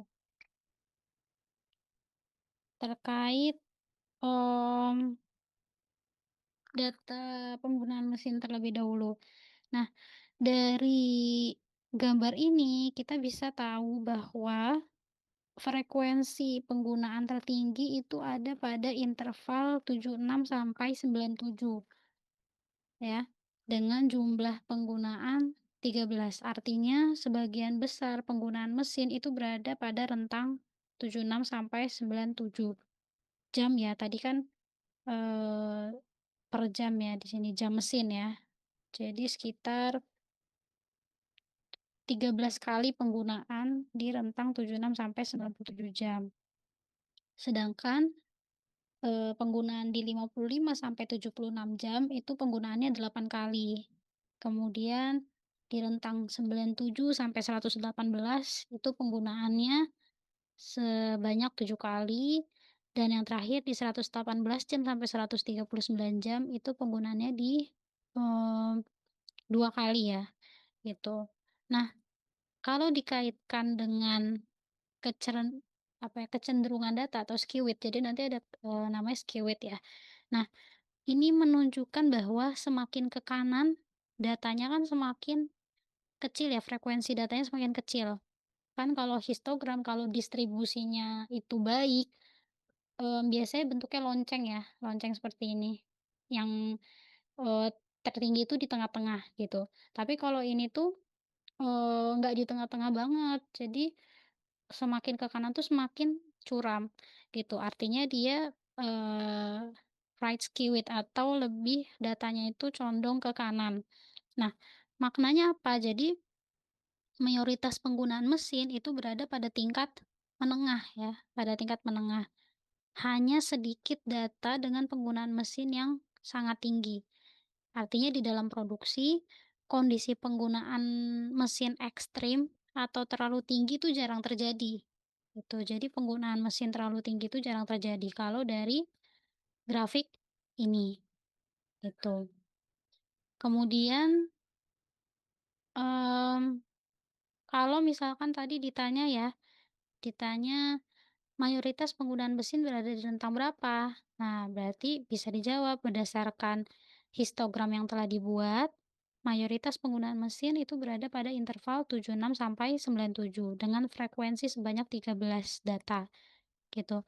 Nah, artinya sebagian besar mesin itu digunakan pada tingkat penggunaan yang menengah tadi ya, gitu. Penggunaan mesin pada rentang ini itu dapat dikatakan sebagai kondisi operasional yang paling sering terjadi selama proses produksi, gitu. Kemudian, pertanyaan selanjutnya, apakah terdapat penggunaan mesin berlebih? Nah, dari histogram kita bisa lihat bahwa, interval penggunaan tinggi yaitu di 118 sampai 139 itu hanya punya 2 frekuensi data, gitu. Jadi semakin tinggi interval penggunaannya dari data ini, jumlah datanya semakin sedikit. Nah, hal ini itu menunjukkan bahwa penggunaan mesin yang sangat tinggi atau berlebih itu tidak terlalu sering terjadi. Pernah terjadi tapi tidak terlalu sering. Distribusi data juga sedikit mengarah ke kanan atau right skewed ya. Karena terdapat sedikit data pada penggunaan mesin yang sangat tinggi di sebelah kanan. Jadi secara umum penggunaan mesin, ini masih relatif terkendali ya, gitu, karena mayoritas data itu terkonsentrasi pada rentang penggunaan normal hingga menengah, dan hanya sedikit kondisi mesin hanya sedikit kondisi penggunaan di bagian ekstrim, gitu. Kemudian selanjutnya kita bahas terkait ini tadi distribusi penggunaan data sudah selesai penggunaan mesin sudah selesai, kemudian kita interpretasikan terkait jumlah reject by product. Nah, ini kan datanya cukup banyak ya. Ini angkanya cukup banyak. Maksudnya apa aja? Jadi, di sini kita kan ada 3 produk ya, ada kursi, lemari, dan meja. Nah, kalau untuk produk kursi, di gambar ini kita bisa lihat Angka minimum kita bisa lihat kuartil bawah atau kuartil 1.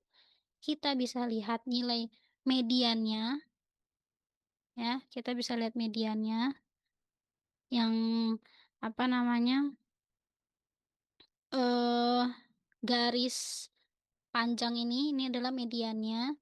Kemudian kita bisa lihat kuartil atasnya atau Q3, kita bisa lihat juga nilai maksimumnya dan nilai yang tanda X ini itu adalah nilai rata-rata. Nah, maksudnya apa? Maksudnya adalah berarti di pada produk kursi, nilai minimum reject-nya itu ada 3. Artinya adalah pada produk kursi terdapat 3 unit, apa namanya, yang reject ya, jumlahnya ada 3 unit yang reject. Kemudian kuartil 1 atau, eee, batas bawah itu angkanya 4. Apakah maksudnya ada 4 produk yang, reject? Bukan, kalau tadi kan nilai minimumnya 3, itu benar, ada 3 produk yang reject pada kursi. Tapi kalau di kuartil bawah maksudnya 4 adalah berarti ada 25%, kalau kuartil 1 itu kan 25% ya. Artinya 25% data reject kursi itu berada di bawah atau sama dengan 4. Artinya bisa aja, mmm, datanya di antara, di bawah 4 atau maksimum 4, gitu. Kemudian, mmm, di sini ada median.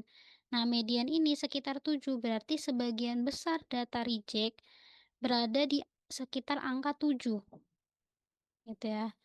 Kemudian kuartil 3 itu sama dengan 12, berarti 75% data reject itu berada di bawah 12. Jadi ada 75% data reject itu berada di bawah 12.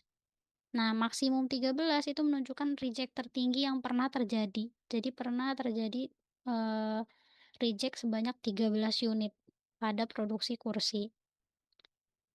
Oke. Nah, kalau apa namanya, dari keseluruhan ini, maknanya adalah reject kursi ini cukup stabil dan tidak terlalu ekstrem karena, mediannya itu berada di tengah box. Jadi mediannya itu berada di tengah-tengah, sehingga distribusinya relatif simetris. Meskipun dia sedikit condong ke kanan karena nilai maksimumnya, eee, agak jauh gitu ya.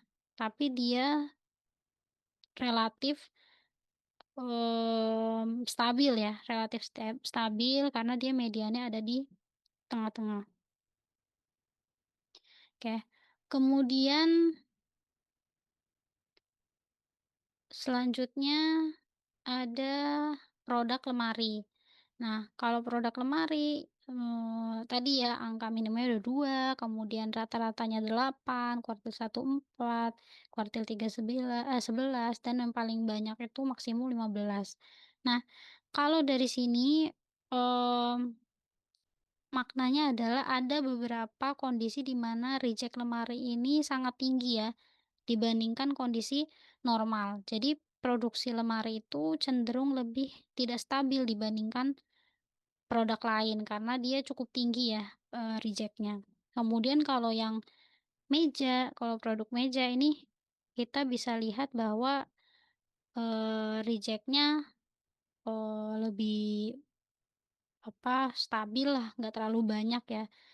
Jadi dibandingkan 3 produk yang paling, banyak reject-nya itu adalah yang lemari, gitu. Kemudian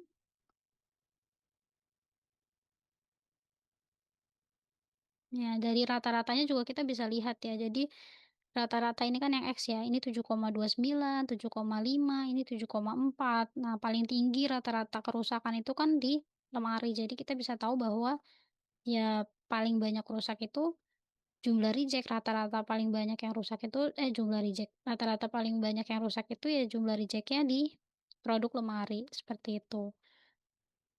Kemudian Kalau misalkan kita jawab pertanyaan dari sini, latihannya, produk mana paling konsisten kualitasnya? Nah, berdasarkan data Boxplot kita bisa tahu bahwa, produk meja itu kualitasnya paling konsisten. Kenapa?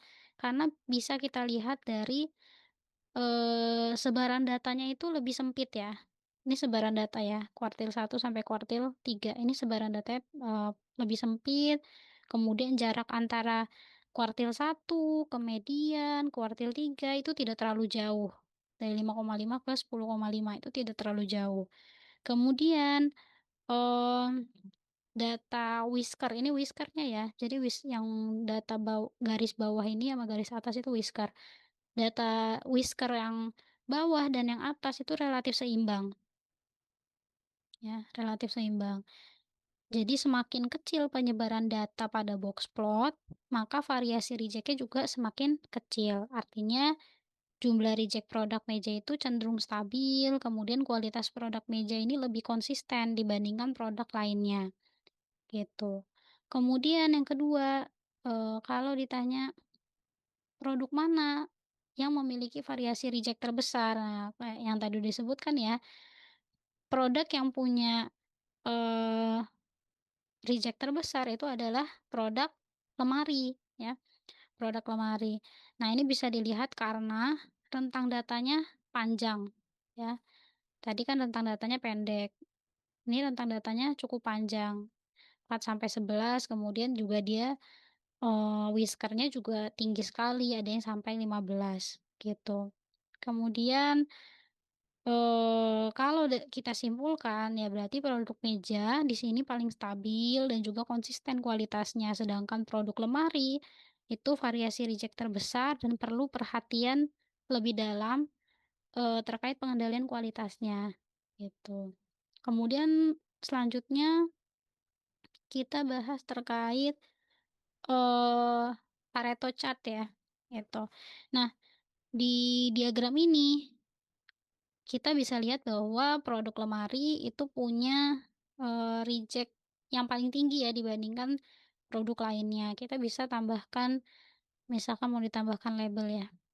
Nah, kita bisa tahu bahwa, produk reject di lemari itu ada 127, produk. Kemudian kalau di kursi itu ada 51 produk, di meja ada 44 produk.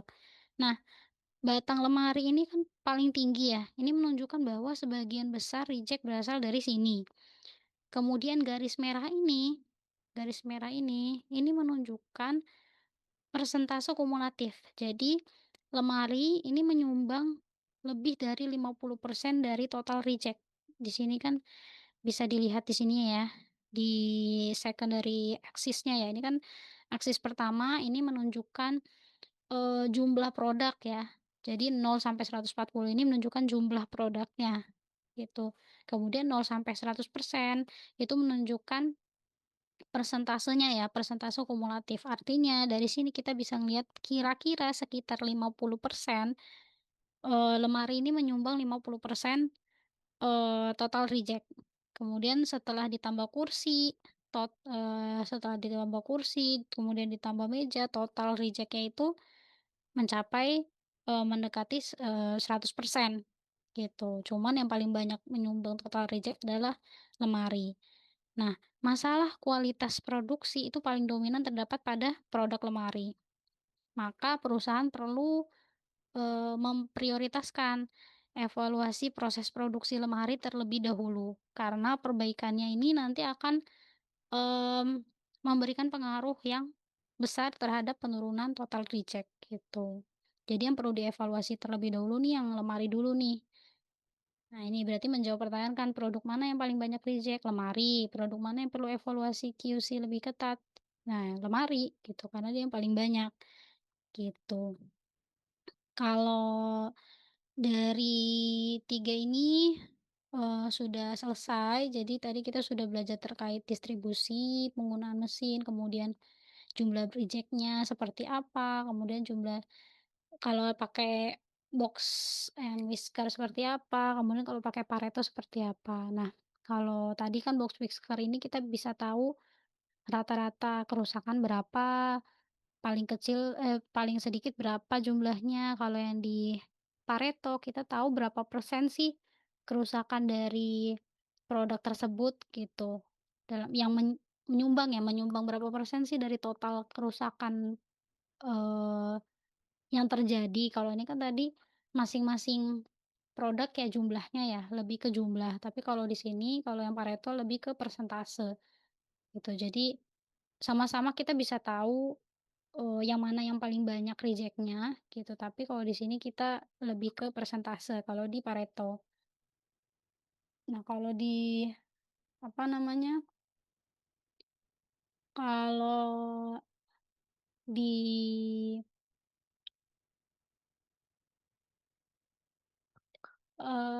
Box and Whisker itu juga ada namanya outlier. Jadi nanti biasanya kalau ternyata nilainya sangat tinggi sekali, itu bisa ada titik di sininya. Jadi kalau misalkan kursi ini ternyata ada, ini kan kita taunya 13 ya, tapi ternyata kalau misalkan ada reject-nya sampai 30-an atau 20-an, outlier lah gitu. Itu ada perhitungannya, kalau manual kan kayaknya kalian harusnya udah pelajarin di matematika teknik ya, di statistika gitu. Nah itu kalau ada perhitungannya kita bisa tahu nilai outlier. Outlier ini nilai yang anomali ya, nilai anomali. Nah itu biasanya ada tanda titik di atas ini. Kalau misalkan produk tersebut ternyata ada nilai anomalinya. Tuh kalau dari sini, kita tidak melihat nilai tersebut, jadi sebenarnya nilainya nggak buruk-buruk banget gitu, tapi ya memang yang paling besar di lemari saja, gitu. Oke, sampai sini berarti selesai sampai Pareto chart. Oke, sekarang kita bahas terkait dot plot dan scatter plot. Nah, keduanya sama-sama menggunakan titik sebagai elemen umum visualisasi, tapi fungsi dan tujuan analisisnya beda. Gitu. Nah, kita mulai dari scatter plot misalkan. Kalau scatter plot, ini digunakan untuk, melihat hubungan antara 2 variabel. Jadi grafik ini bukan cuma nunjukin angka aja, tapi juga mencoba menjawab pertanyaan, apakah ada keterkaitan antara variabel A dan juga variabel B, gitu. Kemudian di contoh ini kita bisa lihat bahwa, mmm di sumbu horizontal itu menunjukkan biaya produksi ya, biaya produksi dalam ribu rupiah, sedangkan sumbu vertikal ini menunjukkan, harga jualnya. Nah, setiap titik ini akan merepresentasikan satu produk atau satu kondisi produksi tertentu. Nah, kalau misalkan kita perhatikan di sini, titik-titiknya ini cenderung bergerak naik ke atas. Nah, artinya apa? Artinya adalah semakin tinggi biaya produksinya, maka biasanya harga jualnya juga akan semakin tinggi atau ikut meningkat. Gitu. Nah, ini menunjukkan adanya hubungan yang positif atau hubungan yang kuat, relasi yang kuat gitu. Jadi semakin tinggi biaya produksi, maka nilai jualnya juga akan semakin tinggi.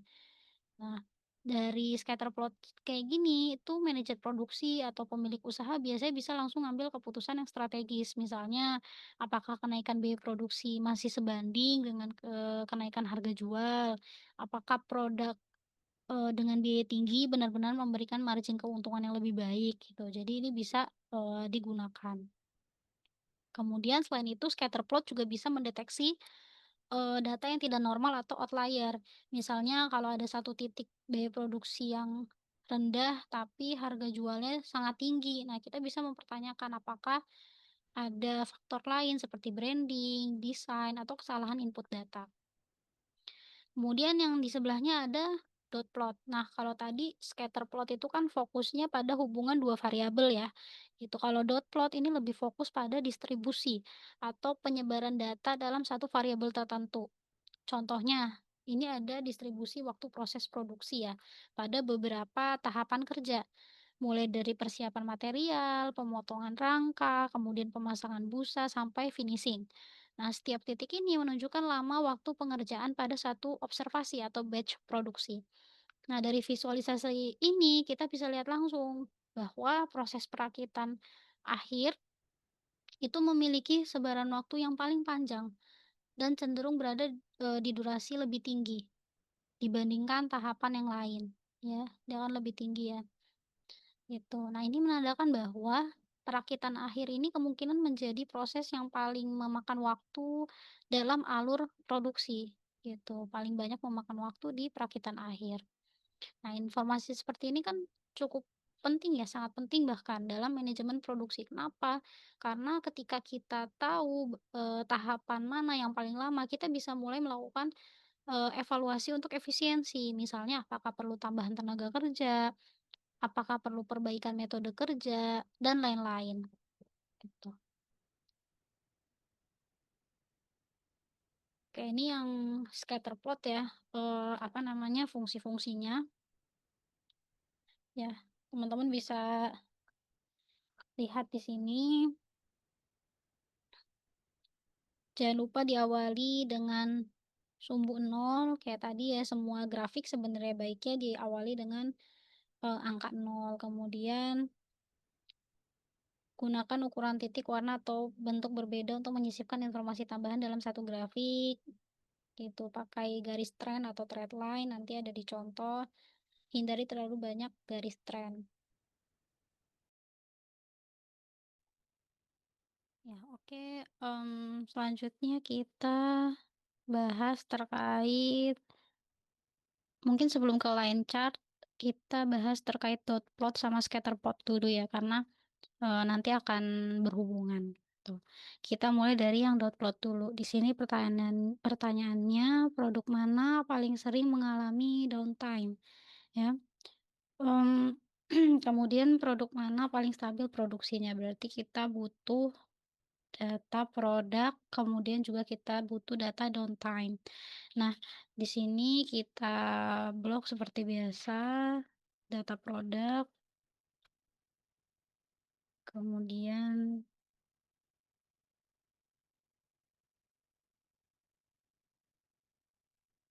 nah kita, blok 2 data ini, kita insert. Nah, tadi ya kan karena ini scatter, jadi kita nggak bisa pakai, pivot table, gitu. Makanya kita harus, blok satu-satu datanya, data mentahnya, kemudian kita pakai yang scatter yang atas.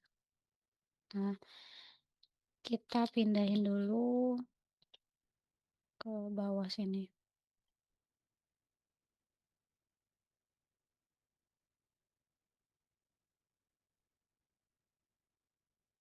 Oke, kita lanjut dulu ke yang scatter dulu ya, nanti kita edit lagi.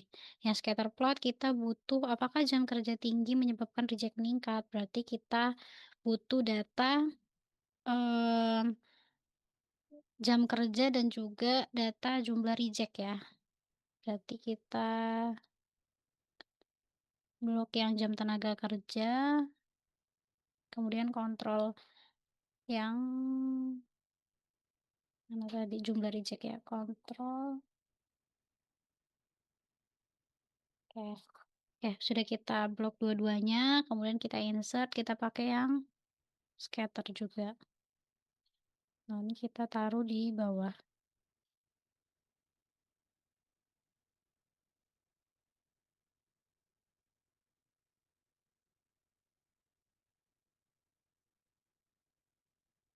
Ya, berarti kita pertama tandain dulu yang, mmm, downtime dulu ya, kita edit dulu yang downtime.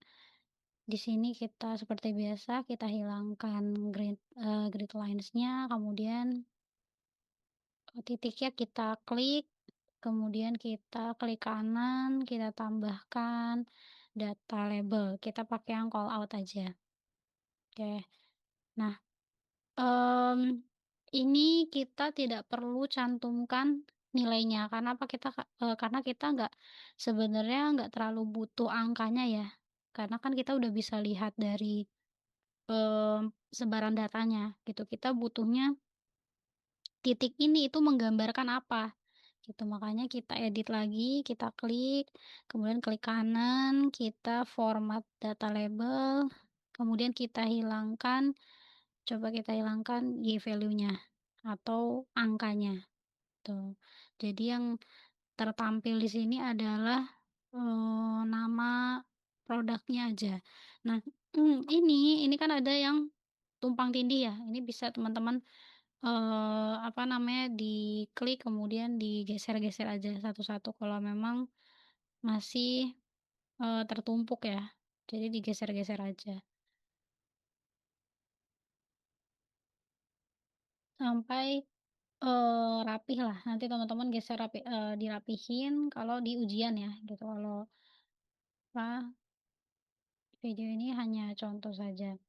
Nah, sebenarnya kalau dari, data ini kita bisa lihat bahwa lemari itu sebenarnya datanya downtime-nya tinggi sekali ya gitu, ini kan jamnya ya, jam apa, downtime-nya.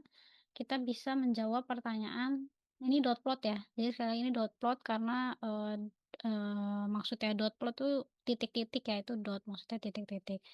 Kalau untuk menjawab ini, dari grafik yang ada kita bisa tahu bahwa produk lemari ini merupakan produk yang, paling sering mengalami downtime.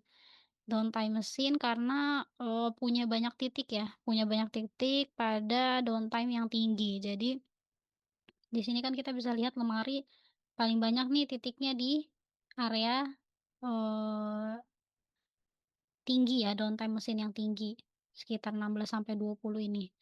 Ini, lemari paling banyak, gitu. Nah, sementara itu untuk produk yang meja, di sini kan meja meja, kemudian meja ada di sini ada di sini.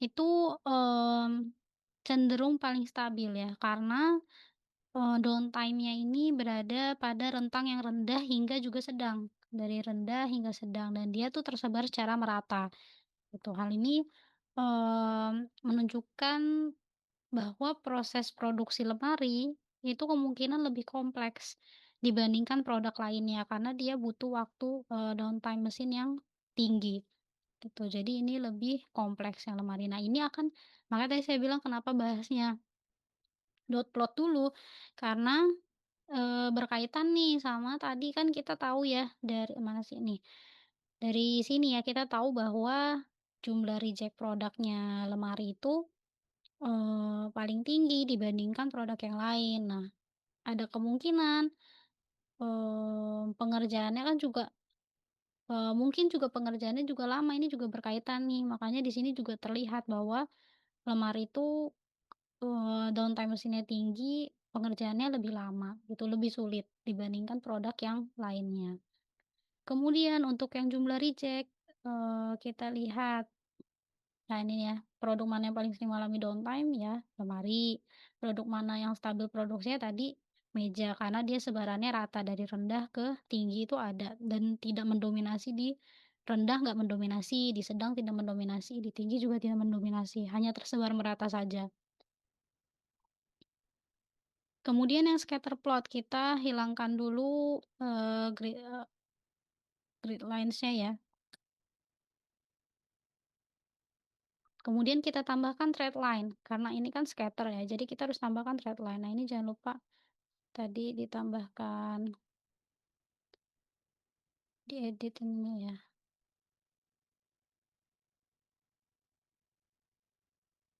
Oke, ini juga diedit.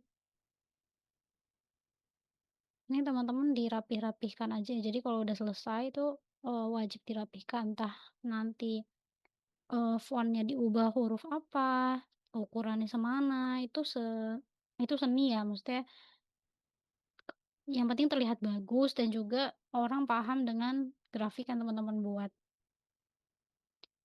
Kemudian di sini sudah dikasih thread line. Nah, dari di sini kita mungkin bisa rename ya. Tadi kan kita mau tahu hubungan antara jam kerja dan juga jumlah reject. Berarti di sini ditulisnya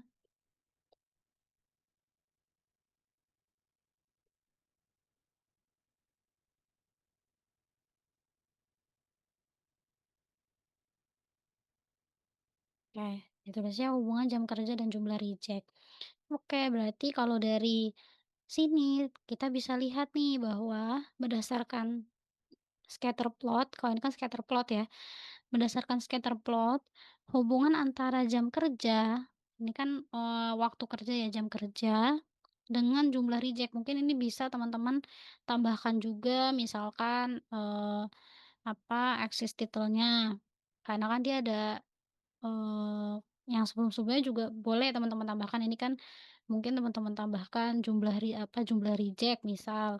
Kemudian ini, eee, produknya itu bebas, boleh teman-teman tambahkan.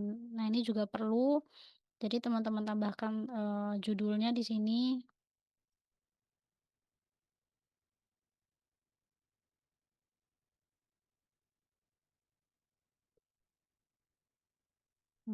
Gitu.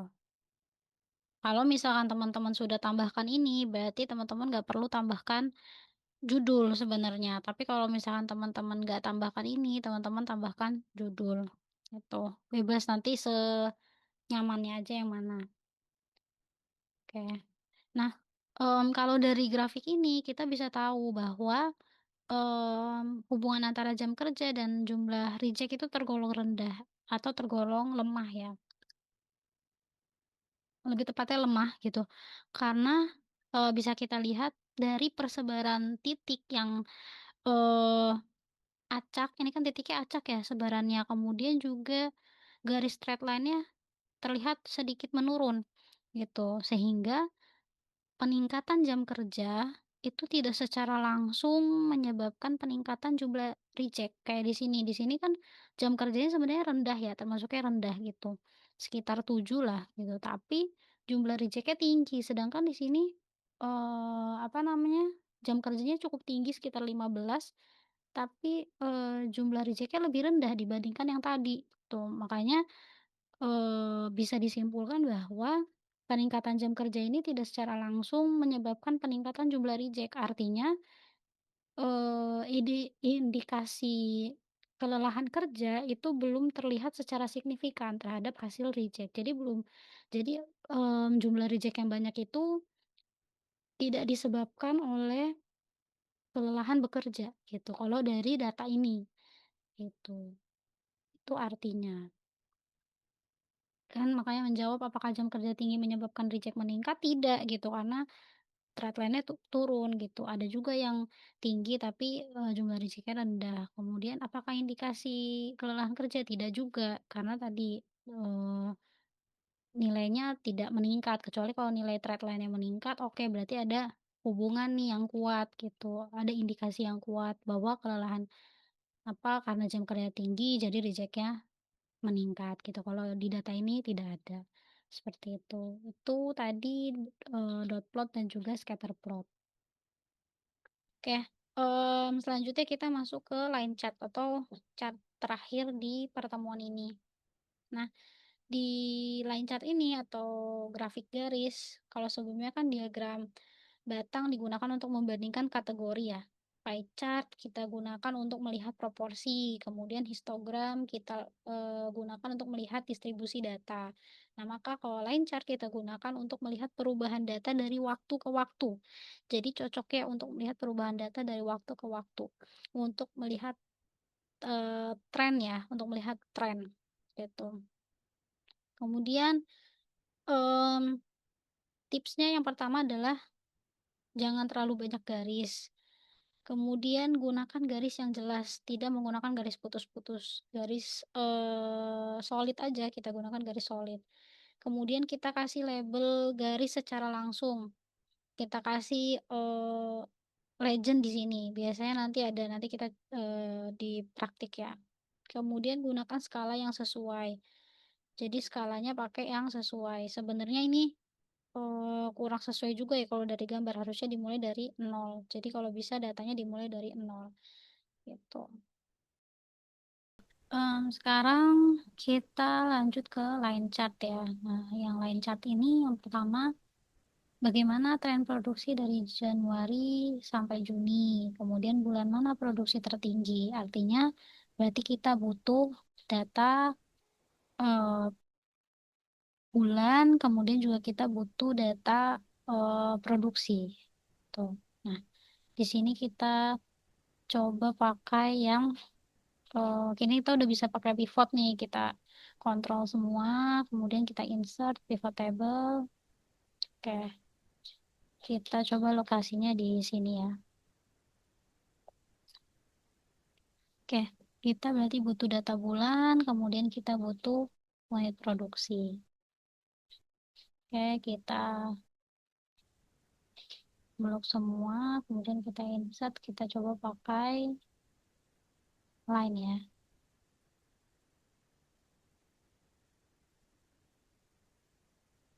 Oke, berarti ini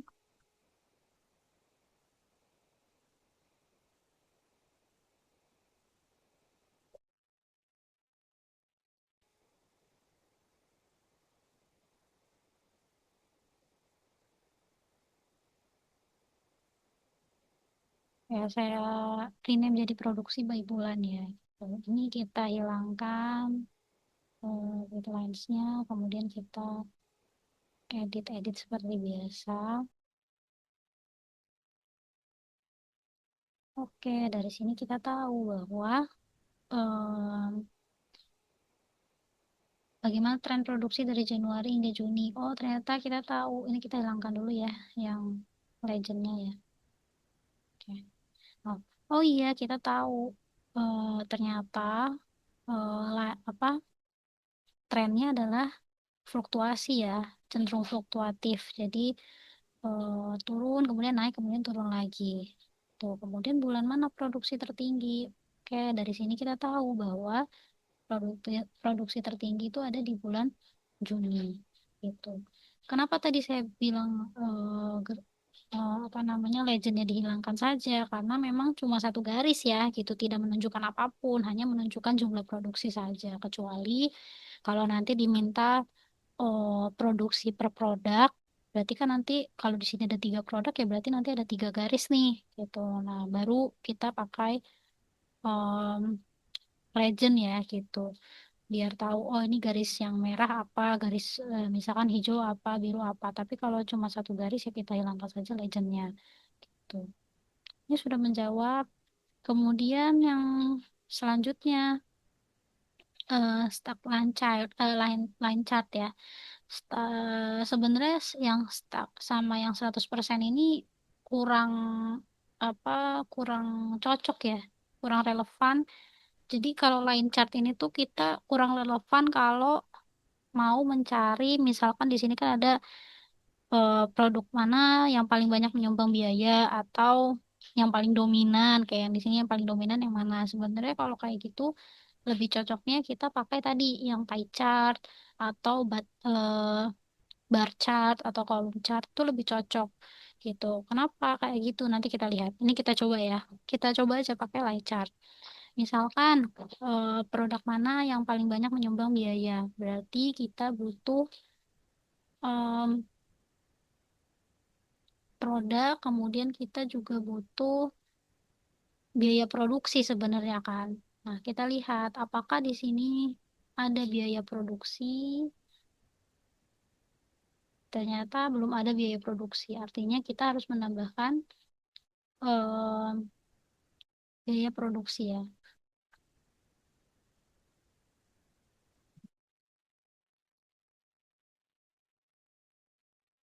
Oke, oke.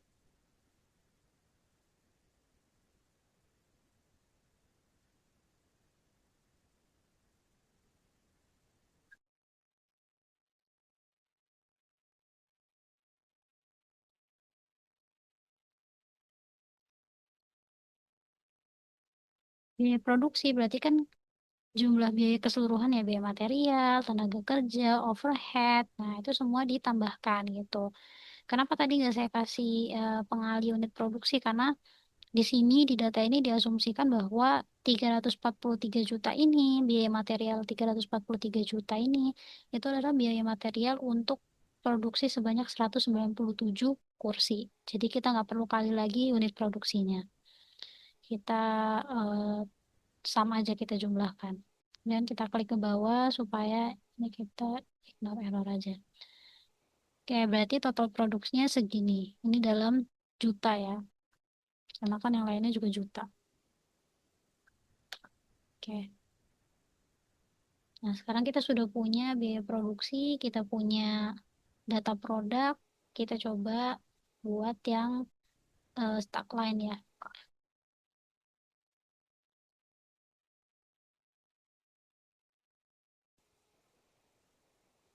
Invert, kemudian kita pakai line yang ini. Oke. Nah, kalau dari sini kan, nah kita lihat dulu. Kayak gini kan repot ya bacanya ya. Nah, kita, sorry,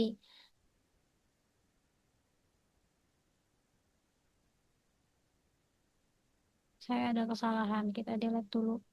Saya lupa, kita kan ini belum nambahin semuanya ya. Ini kan karena kursi ini Januari ada beberapa data. Ini harusnya digabungkan dulu. Itu kita pakai biasa pivot lagi. Kita blocking, kemudian kita insert, kita existing, kita taruh di sini. Oke. Kita butuh data produk, kemudian kita butuh biaya produksi.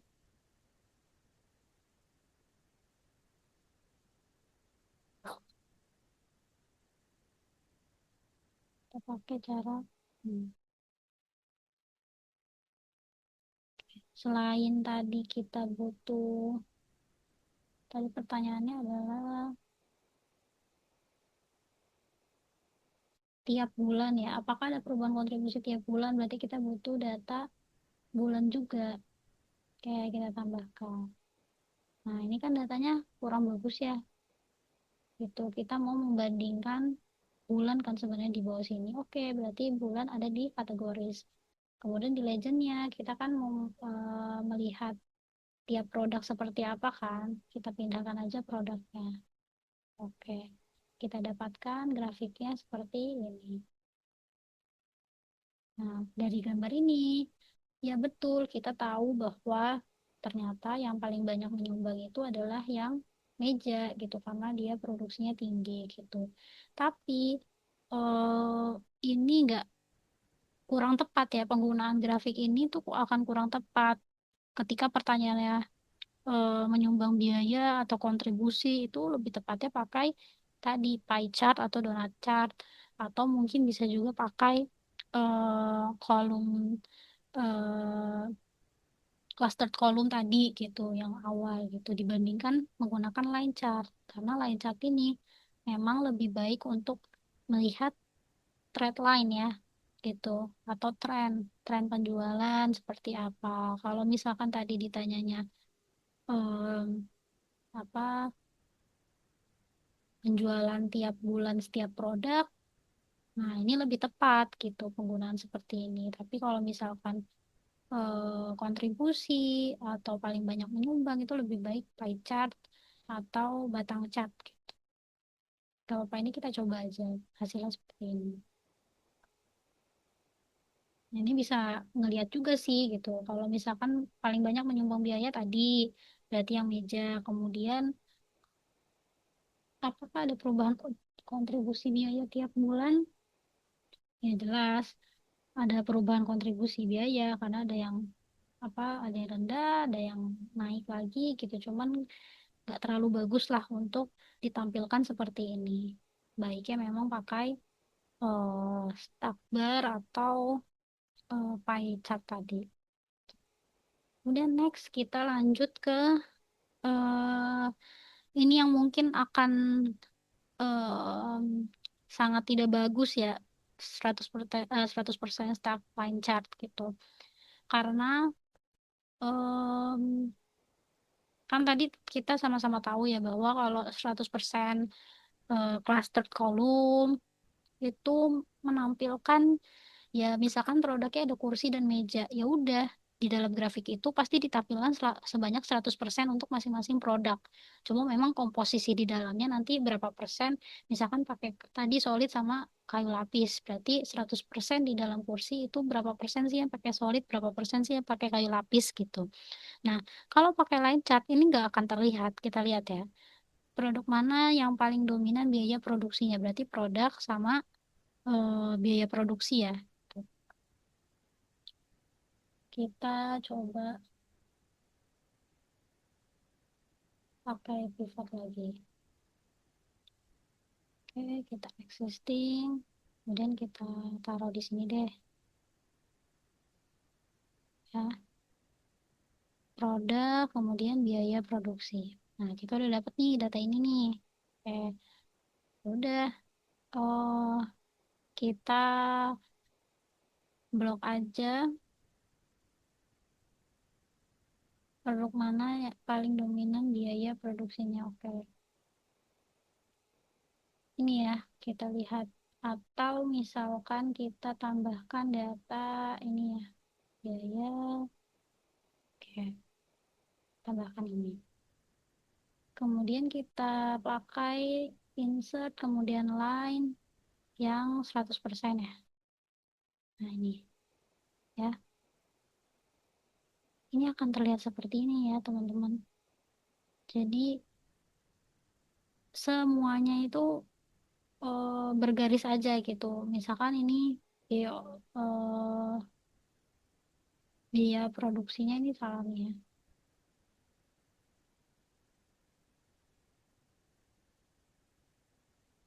Nah, gini ya. Biaya produksi kan paling atas kan. Biaya produksinya dia 100% kan total dari seluruhan kan.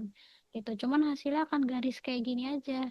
Oh iya, ternyata apa di bagian kursi itu menyumbang em, biaya material sekitar 30%-an, di kemudian menyumbang biaya tenaga kerja sekitar 40%-an, overheadnya sekitar 50%-an. Jadi kayak gitu ya teman-teman. Itu kan kurang bagus ya dilihatnya kalau kayak gini ya. Kalau misalkan kita pakai, misalkan pakai ini ya. Nah, ini kan lebih enak dilihatnya ya. Jauh lebih enak seperti ini dibandingkan garis seperti ini. Betul. Ini perbedaannya ya. Mungkin itu tadi terkait line chart ya. Jadi sekali lagi jangan sampai menggunakan line chart untuk melihat total biaya produksi, proporsi, dominasi, dan lain-lain. Jadi silakan gunakan line chart ketika dibutuhkan untuk trend line atau tren penjualan gitu selama beberapa bulan atau tahun seperti itu. Ya oke. Sekian pertemuan kita pada hari ini di pertemuan part pertama ini. Semoga bisa membantu. Sebenarnya ini hanya sedikit ilmu saja ya teman-teman. Jadi teman-teman bisa mempelajari lebih banyak, mengeksplor lebih banyak, banyak sekali sekarang tutorial-tutorial di YouTube yang keren-keren, yang bagus-bagus, yang teman-teman bisa pelajari gitu. Jadi silahkan mengeksplor penggunaan-penggunaan grafik ini gitu. Terima kasih atas perhatiannya. Saya akhiri. Assalamualaikum warahmatullahi wabarakatuh. Selamat pagi.